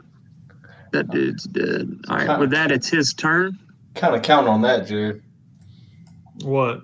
Your spear. I thought it was going to hit too. I rolled very poorly. So he will leave y'all's range. So attack of opportunities. Oh, yeah. Are they still with advantage since he was there in the first place? With flanking or no, just individual attacks? I guess we both get attacks, but are they with advantage? That's what Chris is trying to say. Yeah, y'all got advantage. Y'all are flanking him. That's advantage. I'll give you advantage. Nice. Didn't need it. 19 and 24 will hit. Both of them. So 15 damage. I'm guessing. Yeah. Yeah, no, you get a good swipe on him as he runs, as he's moving. You kind of catch his back. Chris as well with the quarterstaff catches him in the leg as he begins to run, almost trying to trip, but he catches himself as he stumbles away running. he makes it to about here, and he's going to yell out to the other bandits, destroy everything, make sure Sanuya gets out of here. And then he's going to turn, looking at Cal, something he's never seen before in his life, but just sort of assumes is dangerous based on appearance, and throw 2 quick daggers at him. One's a crit, and the other's a 15. 15 will miss. All right, the crit will hit for 8 piercing damage. All right. And with that, it will be Brown Bear's turn. Well, the only thing Brown Bear sees is him, so let me make sure the distance is correct. 25. So I can make it to him. Mm-hmm. I want to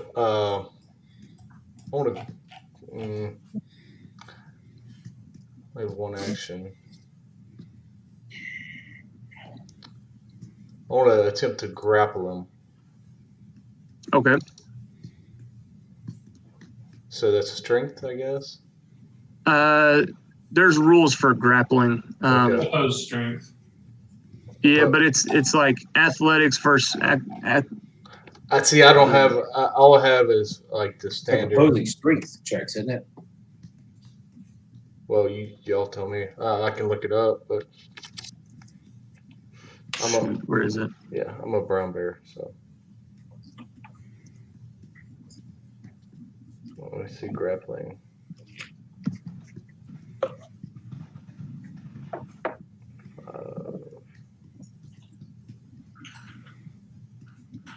Oh, I'm not a robot. No. All right, you want to roll strength? We can. I mean, whatever you want to do. You're. Yeah, he rolled a 19. Oh, good. Well, mine's not going to be that high. 10. Yep. You go to grappling. You're a lot stronger, but he's hard. Not used to being this large, especially being a halfling. Some of the movements are a little clunky. He's pretty quick on his feet. He manages to avoid getting wrapped up in your arms. That's fair.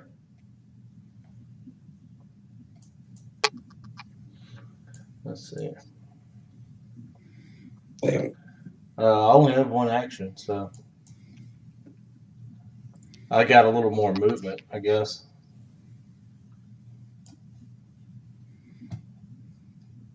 Let's see. I came 25 feet. Yeah, so it's a strength athletics check contested against their athletics or acrobatics. But they're Okay. both, I mean, it is strength versus strength, but it's your athletics versus his, and that he gets to choose athletics or acrobatics. Yeah, I don't really have a character sheet for him to know the difference. So. Either way, it's going to be your strength. It was so far off that he won Yeah. anyway. Like you're not going to be proficient with like athletics or acrobatics. No. So it would just be your strength modifier. Yeah, it's fine. It wouldn't matter with 9 point Okay. difference. Yeah, go ahead. All right, with that, it's the remaining bandit's turn. He's going to charge forward. He's going to drop his crossbow and charge forward at Dieter, the one who just shot him with a crossbow. And he's going to take a swing at him. Oh, thank God. Miss. He's not looking good after that crossbow bolt in the chest. Not moving very fast or very strong. Easily able to deflect that incoming blow. Knock his sword aside, no problem. And with that, it'll be Monty's turn. All right. I can't see much past here, but here and don't let her get away. I'm going to do a dash and go. Let's see.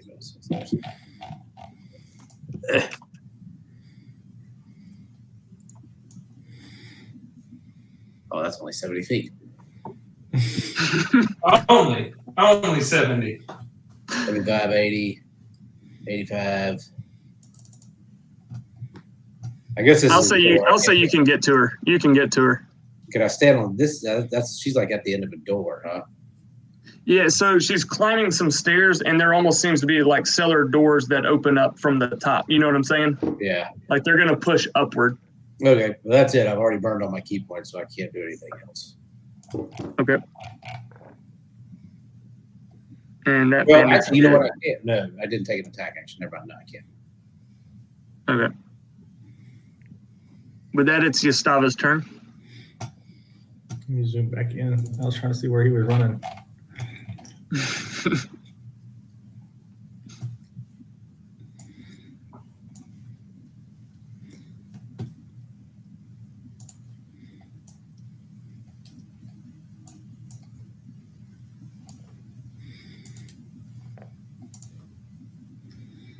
All right.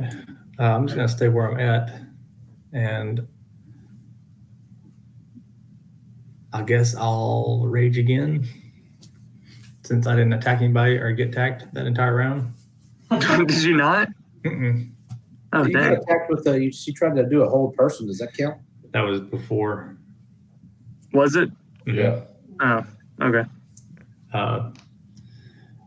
And I will rage and I will attack the guy to the south of me, reckless.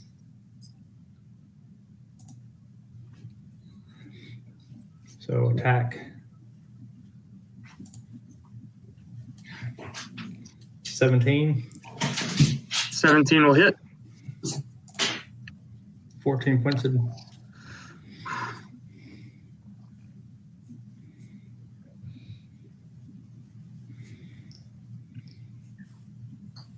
Yeah, you catch him right in the back. For the first time, I mean, he's taken blows from kind of everybody. You know, he's been getting clawed and hit with swords here and there. Nothing has been too solid. That's the first real solid hit that you can see the wounds are really taking their toll on him, and he doesn't seem to be moving as quick. He's definitely feeling all the blows that he's taken. And with that, anything else? I have my movement. I'm going to go ahead and move 30 feet to here. All right. And now it is Sanyua's turn. And she's going to turn to Monty, who just approached her very quickly, more quickly than she likes. And she's going to take a shocking grasp attack. Yeah, that ties me. It's me. All right, so you take 1 point of lightning damage.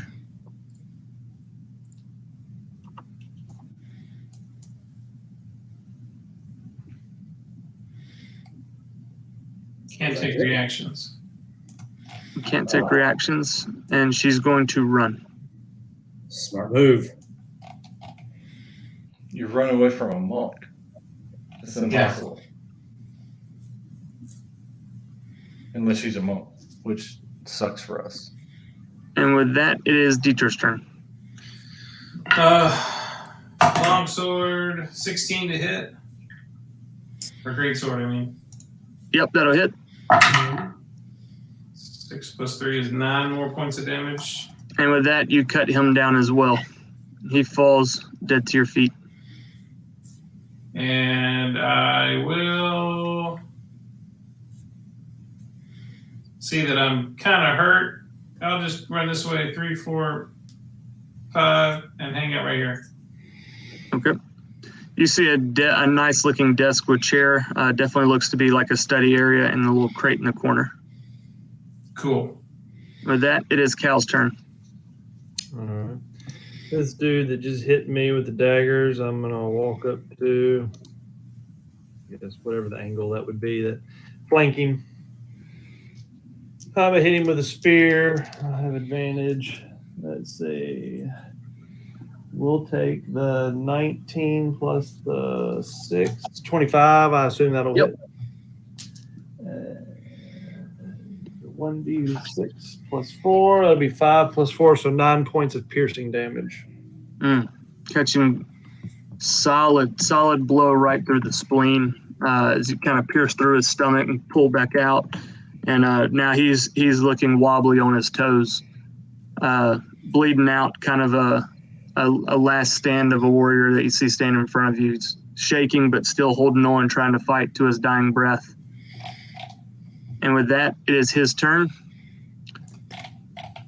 He's kind of looks around and notices he's standing between a giant brown bear and some metallic cognation machine he's never even seen before in his life. Not sure. Strange times indeed. Yeah. He's going, what in the world is happening here? And he's Worst going to place and environment imaginable. Yeah, he's going to muster all the strength left that he has, and he's going to take his sword, and he's going to swing twice at the bear. Okay. 8 and 17. 17 hits. 17 hits for 7 slashing. All right. And with his last he takes 2 swipes at the bear, connects solid, and then very quickly spins around and takes another attack at the machine. 19 to hit. And it ties my AC. Crap. So that's 9 slashing. He said 9. 9 slashing. And with that, it is the brown bear's turn. All right. Well.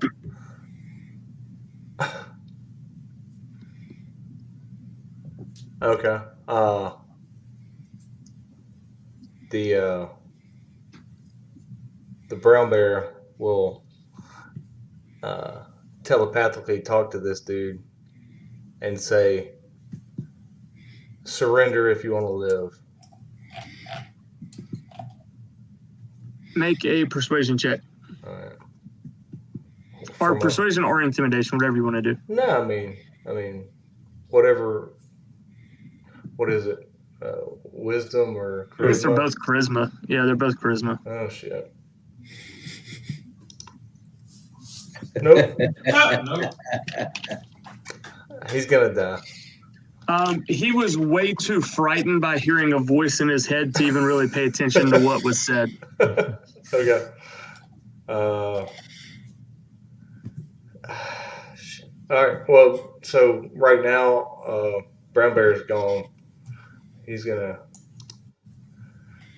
kind of seeing what's happening over here, so he's gone. If the dude wants to take a shot at him, he can. No.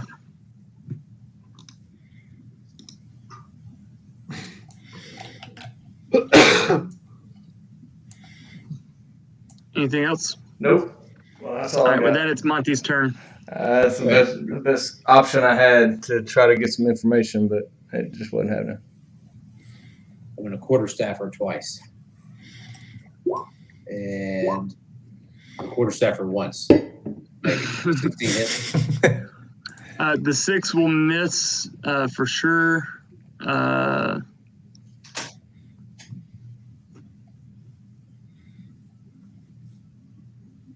And 16 will hit. 6 points of bludgeoning damage. All right, so the first time you go to swing, you almost hit like what appears to be almost like some sort of magical barrier that seems to be there that you weren't expecting. But the second time you correct and connect solid with her. Anything else? That's it. All right. With that, it is Yastava's turn.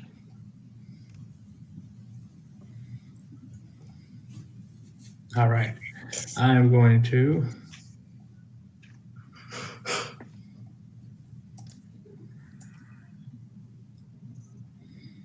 yeah, easy. 5, 10, 15 to right here. I will attack recklessly in a rage. Bye-bye, wizard. 16 to hit, 16 will hit. 13 points of slashing. You catch her solid. And with that, it is her turn. Is that considered flanking? I don't know.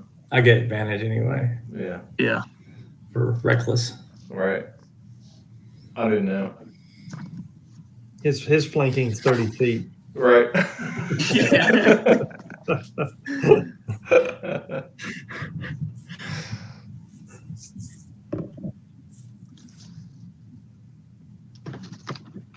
All right, so Sonya, who just got, I'm talking about, absolutely smashed with that halberd.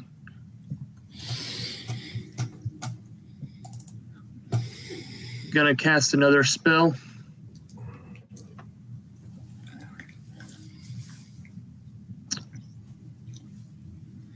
She will Misty Step.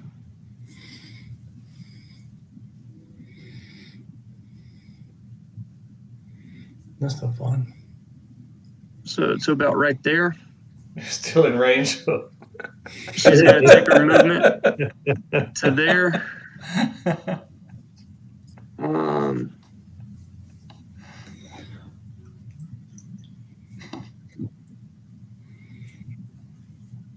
And she's going to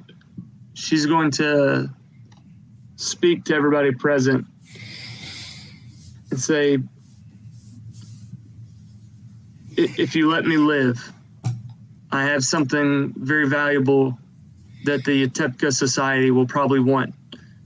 I'll offer it to you if you let me and my friend go here. And that will be her turn. We can't talk until it's our turn. So. And with that, it'll be Dietrich's turn. Hugo take his one step into the room. I don't see her, but I guess I'll just come on into the room. 2, 3, 4, 5, and what the heck, 6. And how rough is this homeboy looking right here? Oh, he's on his last leg. I would like to take a non-lethal blow and take my sword and try and knock him out.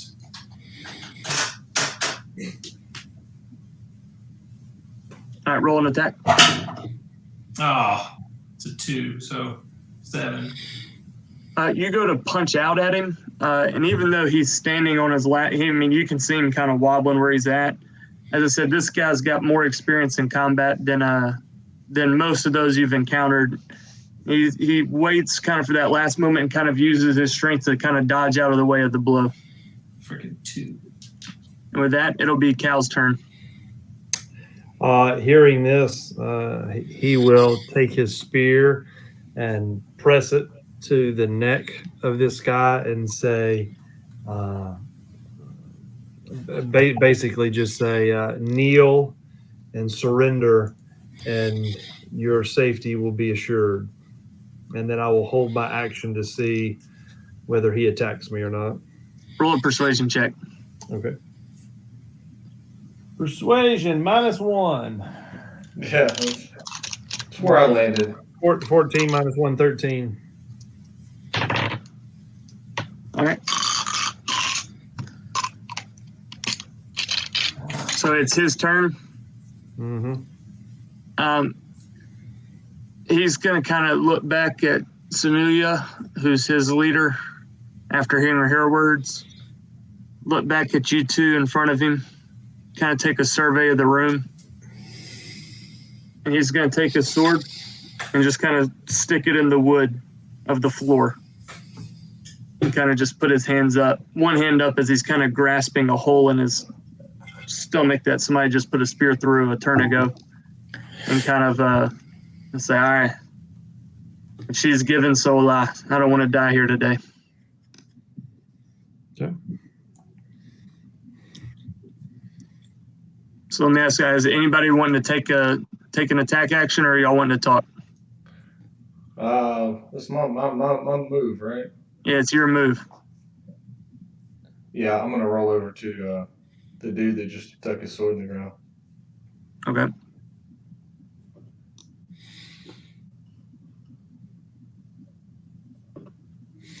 Right there, brown bear. All right. And I will drop my bear form. Okay. Go back to halfling. And say, "Ha! I was a halfling the whole time." You will definitely see a confused look on his face and be like, as he kind of looks at you, he looks over at you, he's like, what the hell sort of magic is this? That's not magic, bro. He said, you a little werebear? Bear. Yeah, but I'm gonna pick his sword up and say, "I got your sword," and just start walking off. All right. Can you even lift his sword? Probably not. I'll just drag it. I'd say it's of the light quality. You can manage it. I just see this little halfling dragging this 40-pound sword. Monty, anything you want to do here? Yep, I'm gonna go up to her, and I'm gonna say, "Old proverb says, let go or be dragged," and I pull out my manacles Okay. and I'll maybe try to put them on her. She'll respond real quick and say, no handcuffs. Just let me go, and I'll give you the treasure you're looking for.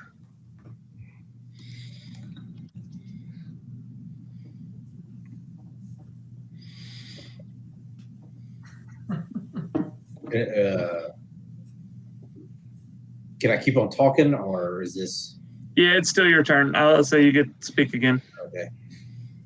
I'll say handcuffs until you get out of the cave. We don't want any funny business. She will kind of begrudgingly say, you promise you'll let me go as soon as I give you what you want. Once we're out of the cave. And she would say, deal. And she kind of puts her hands forward, allowing that. And she'll turn to the last man standing of her group and say, Arvel, listen, let's not die here today. Especially with this death curse running amok, neither of us can take the chance of being trapped in whatever it is that's taking these souls. Let's live today. With that, you place the handcuffs on her, and I will say combat is suspended for the moment unless somebody wants to do anything. Unless somebody wants to kill somebody, we're out of combat. No, I'll pull out. I have manacles too. I'll pull them out and just toss them over at the guy's feet. All right. He'll pick them up and put them on. I'll make sure they're on right. I'm glad I didn't get to my turn. Roll a perception check. Who? You said you wanted to check to make sure they were on right? Oh yeah. Hey, that's good. 18. Okay, yeah, they're secure. Yeah, I'll drag the sword. I'll literally drag the sword over to Dieter and say, "This is his sword." I'll pick it up. What it? What kind of sword is it? Scimitar. Scimitar. Okay. Whatever weapon he had. All right. I'll kind of like loosely tuck it in my belt. Okay. So you now have what, like 5 swords on you? The berries. Oh, I got the. I have the berries. I'm glad to see you're not the bear anymore. I kind of like the bear, but yeah, I've got 15 good berries, and I can make more. Well, 15 will just top me off. I'm just gonna sit there and start snacking on berries while everybody else talks. If anybody else needs some, I can do it again. Cal would raise his hand and say, I have the ability to heal myself, but I wanted to save that maybe if we might need it a little later. If you have any extra ones, I would take it. Well, y'all can hash that out, and let me see. Goodberry. I can do it again. So I can make 10 more good berries.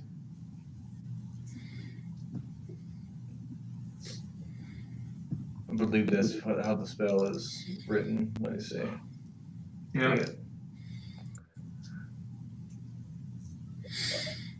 I want to ask her what she has to show us.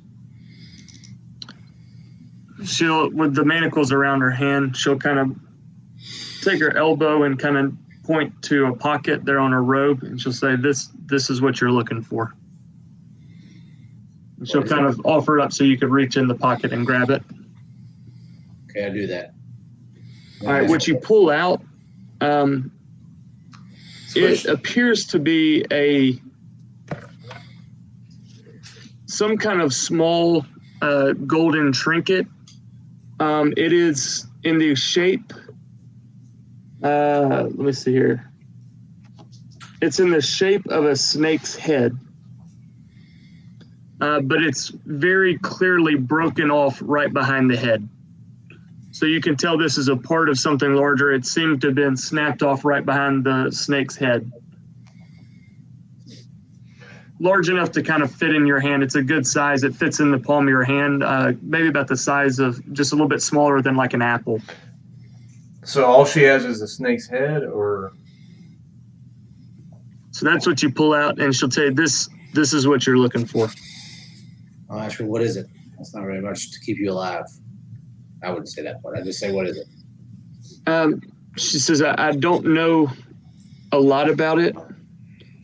I do know that seems to be very important to the Yatepka Society. Just a lot of questions going on about this. Some people think it might be related to the death curse. That's why people want it right now. I don't really know if it is or if it isn't, but I know that's why they're after it. Who are the Yatepka? She kind of looks at you and is like, you're clearly not from around here. People from Cholt know who the Yatepka are. They're the group that hides in the shadows, but make sure that foreigners don't ruin this island, upsetting the order here. When he says looking, they're in the shadows, I start looking around the room. And then I'll ask her, what do y'all, I'll pull out those, you said mine weren't vials, but whatever. Those little vials of liquid. And I'll say, what are these things? What are y'all doing down here? She looks at that and she goes, it's just kind of common poison, man. I mean, these are a lot of bandits. We don't always fight straight up. Seeing him pull the vials out, I will ask if this is show and tell time, and I'll pull out the daggers with the snake head on it and ask her, what are these? She kind of looks a little agitated that you have those daggers, maybe a little bit. And she says, those belong to us. They're daggers that each of us carry.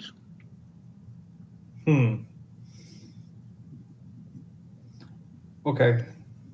She'll turn back to Monty and say, listen, I gave you what you're after. That's what everybody wants right there. It's in your hand. Now let me and Arvel go. Well, we hadn't made it out of the cave yet. What are y'all doing down here? So, well, there's the doors right there. All we got to do is open them up and walk out of here. I don't know. We might need to backtrack. I don't trust these doors here. While this is happening, I'm going to whisper to Cal. I'm going to say, there's a desk in this room. Go look in the desk. I'm going to snatch her up and take her to the door.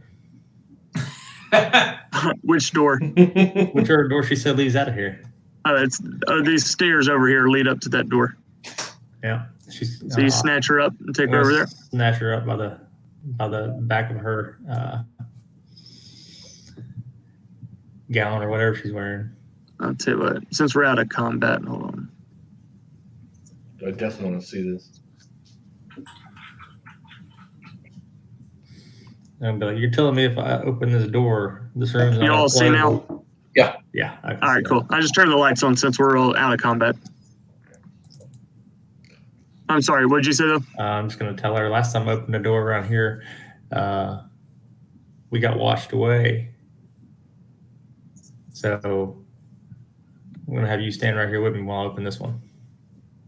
She said, that's fine. It's gonna lead to let's say a building we use in the harbor district. Well, Kind of an abandoned building we use as a front to hide the entrance here. Good. Well, let's go see it. Is Mark going to pop in? What is this thing right here? If you open the doors and you kind of look through the doors, and sure enough, as she says, it does appear to be kind of an abandoned house. The doors kind of open up over in kind of a corner where they've kind of hidden it up a little bit behind. You can see like even almost what looks like a dining room set kind of in the middle. There's, a bed over in the corner. It looks like a small little 1-bedroom studio apartment here in the Harbor District. Nothing special. Looks almost a little bit abandoned, but enough movement to appear as though someone is living there to kind of cover the fact that this is a secret entrance underneath the harbor ward. But there's nobody currently there. No, there's nobody there. Are there phone cords? Are there what? Phone cords. No. Tie people up with. What's this thing right here? Is this just a table? Yeah, it's a table. Nothing special on it.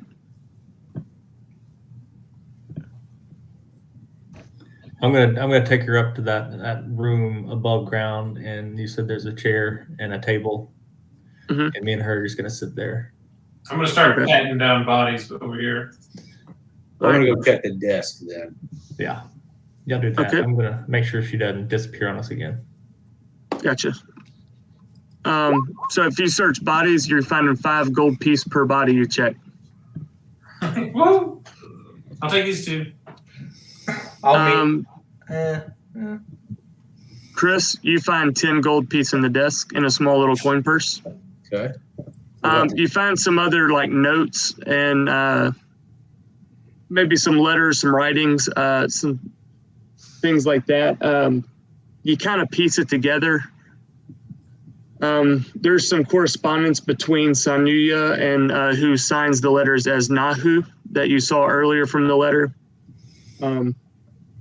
Nothing of great detail. It seems as though they did sort of write a little bit in secret, almost as if there is a bit of a code to it.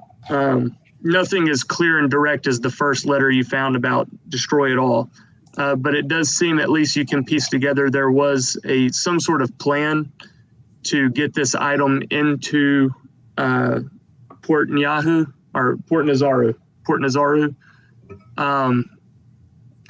The best you can make out based off of the code written, it kind of seems like maybe there's someone of importance that they're trying to get this trinket around or in their possession. You can't really tell if they're wanting the person to have it or if they're trying to use it against the person. It's hard to decipher, but it seems to be some sort of plan to get this into the city and around someone important.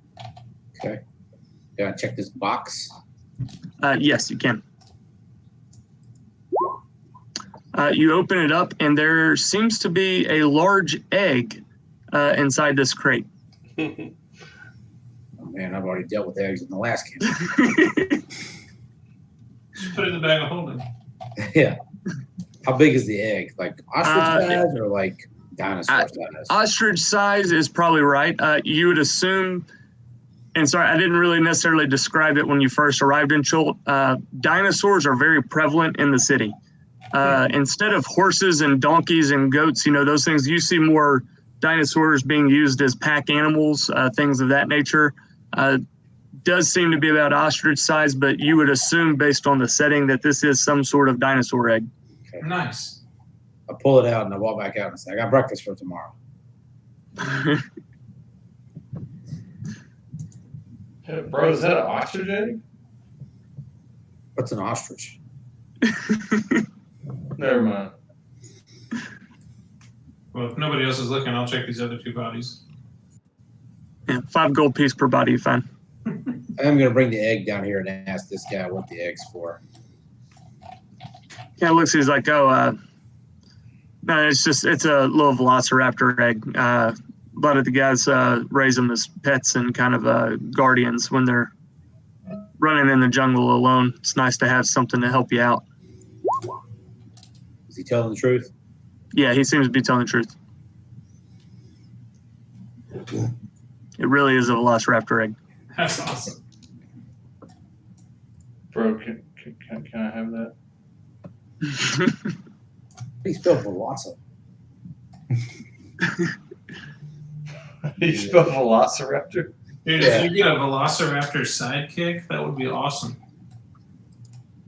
I mean, I'll just be a velociraptor.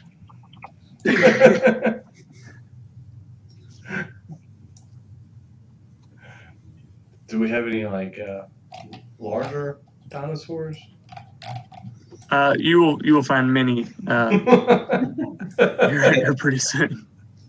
Well, I guess I'll go check these bags. No, it just seems to be kind of food supply, like maybe some grain, things like that. Nothing else of importance that you can really see here. Okay. It definitely seems like they were, based off kind of what you're seeing in the storage room and then this place as well, it almost looks like they were cleaning shop, getting ready to move out. You know what I'm saying? It kind of looks a little bit empty. It looks like they were getting ready to leave this place, especially with the water come flooding in. It's kind of, which by the way, the boulder at the that blocked the entrance has been kind of crumbled beneath the water pressure. Water is still pouring in, but it is, because now it's filling the whole cavern. It's not rising quickly where you're at. It's dissipating throughout the cavern, but it is still rushing in. Probably in about a day's time, this sucker will be underwater. I'm gonna go in this other room with Yastava and Sanua and sit down at the table with them. I'm gonna be like, look, you got some shady stuff going on here. What are y'all doing? Are y'all trying to get around the death curse? What's happening here? I'm not saying we can help. I'm not saying we'll hurt. She said, I really don't know much about the death curse. I don't know if you can tell, but we're more people of opportunity. We kind of go where the money goes. Wherever we're able to pick up some extra coin is kind of where we go. I was contacted and hired by someone I only know as Nahurali.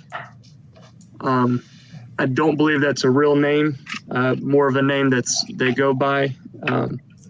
All I was told was that there was a merchant ship coming in that was going to be docking here in Tirki Anchorage.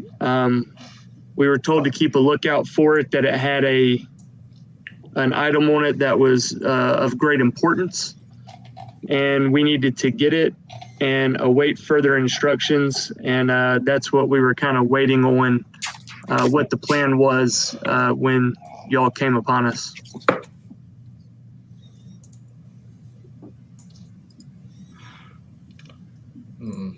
Wise men don't judge, they just seek to understand.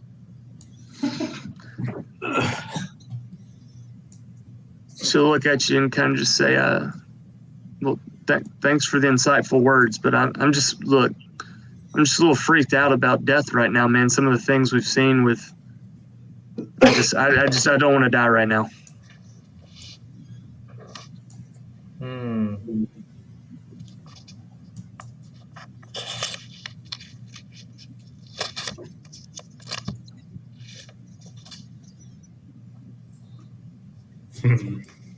With that, she's going to kind of look at you again like, all right, listen, guys, I made a deal. I gave you what you wanted.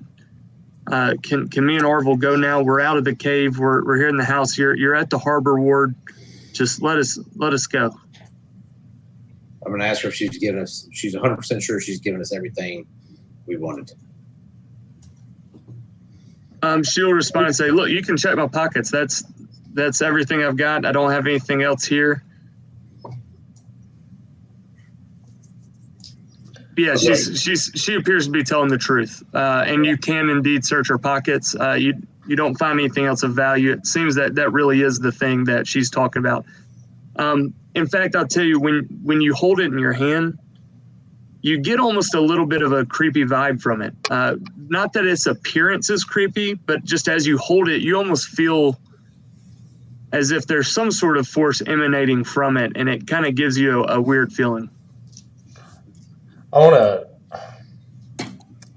me look this up real fast before I do it. I don't want to hurt anybody. Is Dieter with us? Yeah. He's searching dead bodies downstairs. I assume I've wandered up there by then. Okay. Between eating good berries and searching bodies, I'm probably about done. All right, gotcha. By the way, did we ever determine how many you're eating and how many I get? Oh, he I handed me, created. So there were 25. you got the 10 that he created. I ate all the other ones. So that's fine. I just needed to know how many I got. That's 1 HP apiece. Yeah, Mm-hmm. I'm just like popping them like they're candy, walking around. Well, good, because I was down to 2 HP.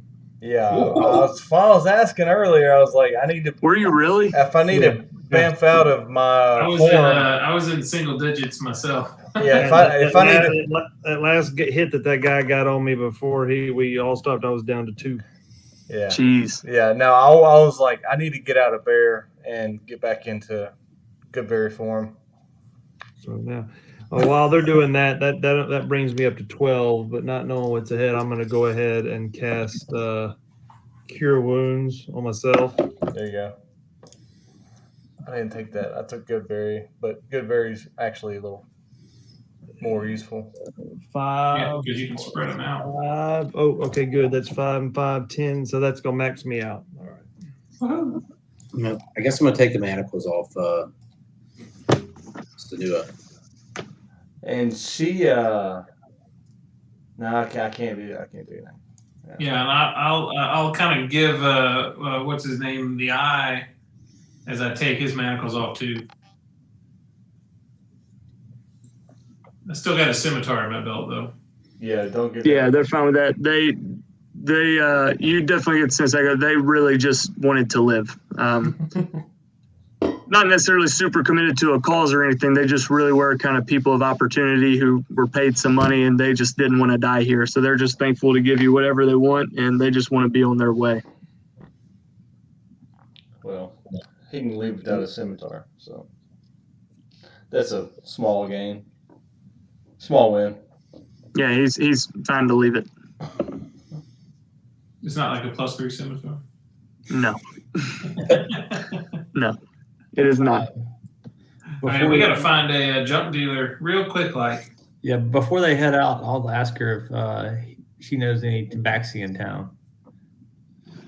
She kind of looks at you and is like, man, there's this is Cholt. There's tabaxi everywhere. They're kind of the original natives of this land.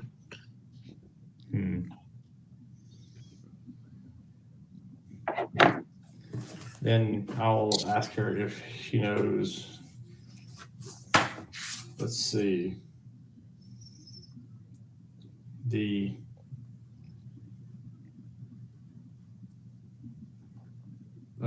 individual known as the River Mist, or Flask of Wine. She says, yeah, she says, I mean, I know their names. I mean, I don't really know them personally, but I'm pretty sure they're kind of like guides that lead parties out through the jungle. They've kind of explored a little bit, know some places that take people, and they kind of get paid gold to lead people out into the jungle. I got you. I was just making sure they didn't work for you. She's no, I've just seen their postings.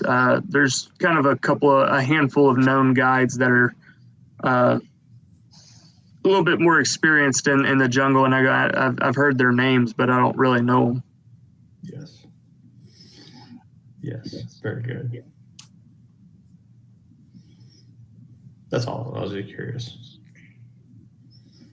All right, I'm gonna open the door. We'll start walking out the. Yep. All right. With that, y'all will part ways with Sanyu and Arval. They will make their way out of the town, or the house, just ready to get away.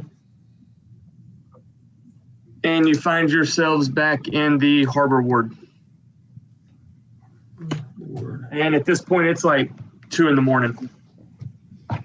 Did we get a room before we did all this? Yeah, we had. I went to the Thundering Lizard, but y'all had drinks, but y'all didn't get a room. We're sleeping on the street, boys. They're surely they're up. Somebody's there. Yeah, it's fine. Yeah, I guess we'll head back to the lizard place. Alright. And look for homeboy that's on our little mission. Pretty big city. Takes you a little while to walk around. I mean, by the time y'all get back to the Thundering Lizard, it's probably 3 a.m. The patrons are few. There's a couple of, regulars are still sitting at the bar, but most of the place is cleared out.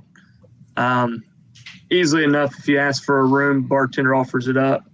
There's a couple of spare rooms upstairs for you. It's 5 silver piece a night.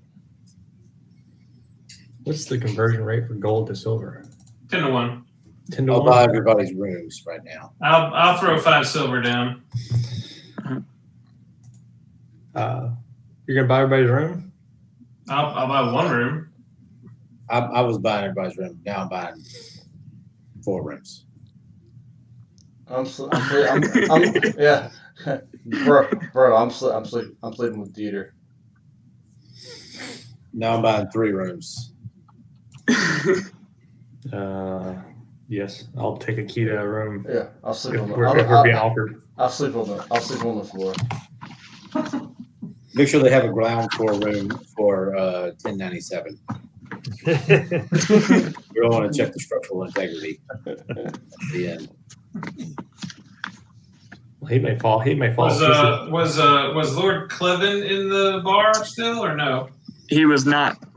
All right. Well, I assume he'll find us in the morning then. Then I assume he'll find us. We'll find out. Or you might have to find him. You never know.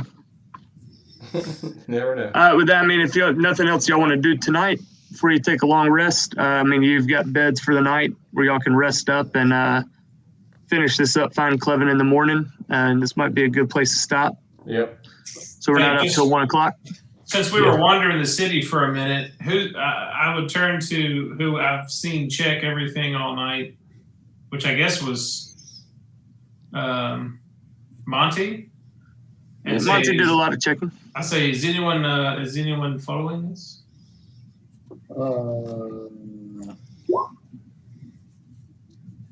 Is anyone following this? Y'all stand out for sure.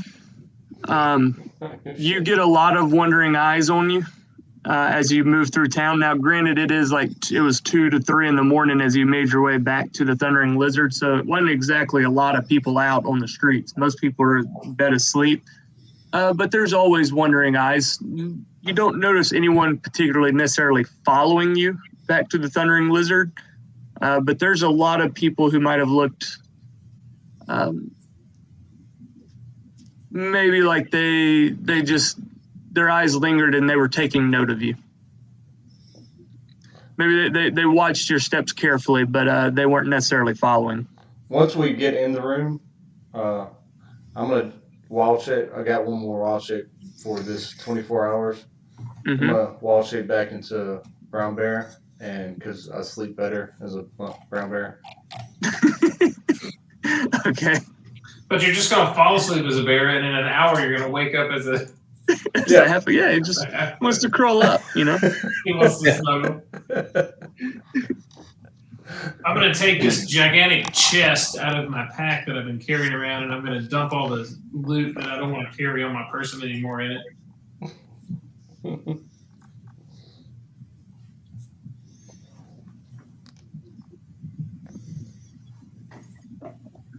Hey, Chris.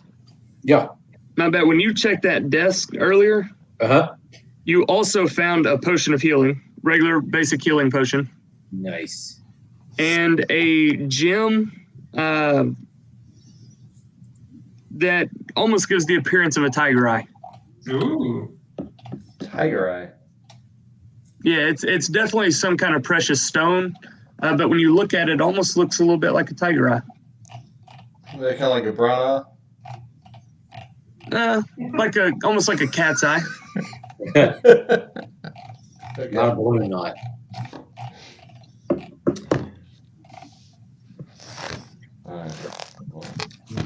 Well, just to be on the safe side, since things happen in bars, Oh shit. I, instead of going to my room, Okay.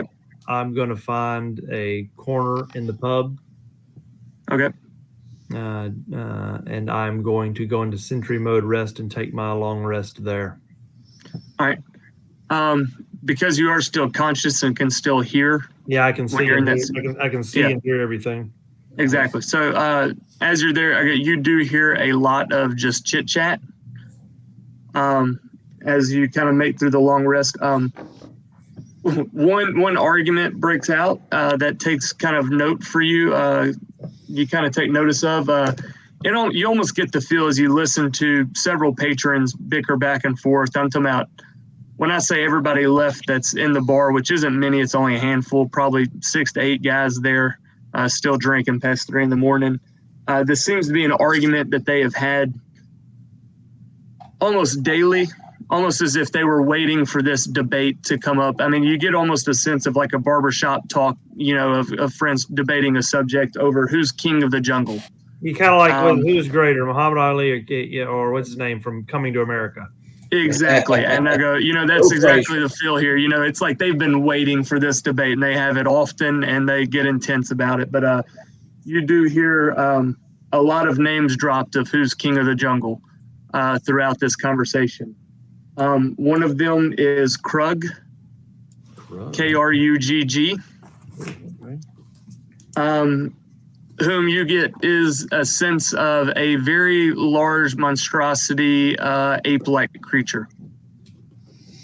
When you say king of the jungle, you talking about in this city or in the actual jungle? Cholt, yeah, king of the jungle. Gotcha. The jungle of Cholt. Gotcha. We're talking gladiator arena now, are we? Yeah. So I go. You hear one name mentioned, Krug. Somebody says he's king of the jungle. Another chimes in saying he's not king of the jungle. He's king of the apes. You hear another name mentioned, King of Feathers. Somebody else sort of laughs at that and says that's, with the name King of Feathers, that's not the king of the jungle, it's the king of the feathers. To which somebody responds, which you take note of, have you ever seen a T-Rex just disappear from sight and then reappear in front of you? So you take note of that. Somebody else mentions Tinder. Tinder. Tinder. Just swipe to the right, figure out which you like, right? So somebody mentions Tinder, to which another replies, Tinder is such a young red dragon that there's dwarves here in this city who've been here longer than Tinder. Can't be king of the jungle with one as young as that. Another mentions Rasni, Rasnsi, 2 different words, Rasni. Others say he's the self-proclaimed king of the jungle, king of the Yuan-Ti. And another one is mentioned Visaria, who is an ancient green dragon. But others say that Visaria is not even really real. That's just a myth. Nobody's heard or seen Visaria in 1,000 years, and it's just rumors that have lingered from past generations. Okay.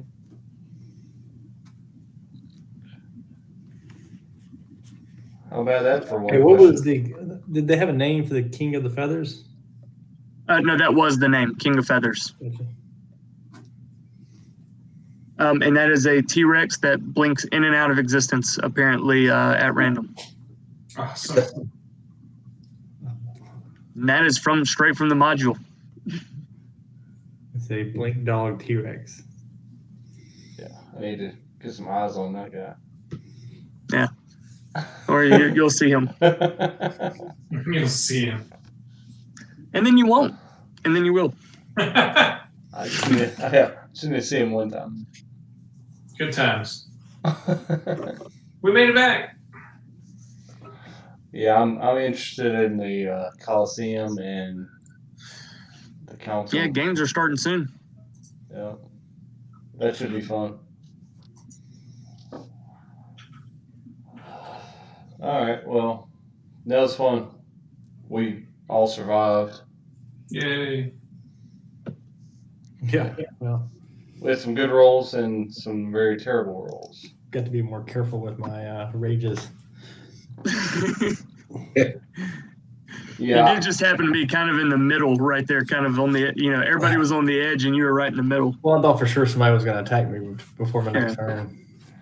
yeah. Well, the only one still standing was the dude who just got freaking pelted through the lung with a crossbow by Dieter. Yeah, that was unfortunate for him.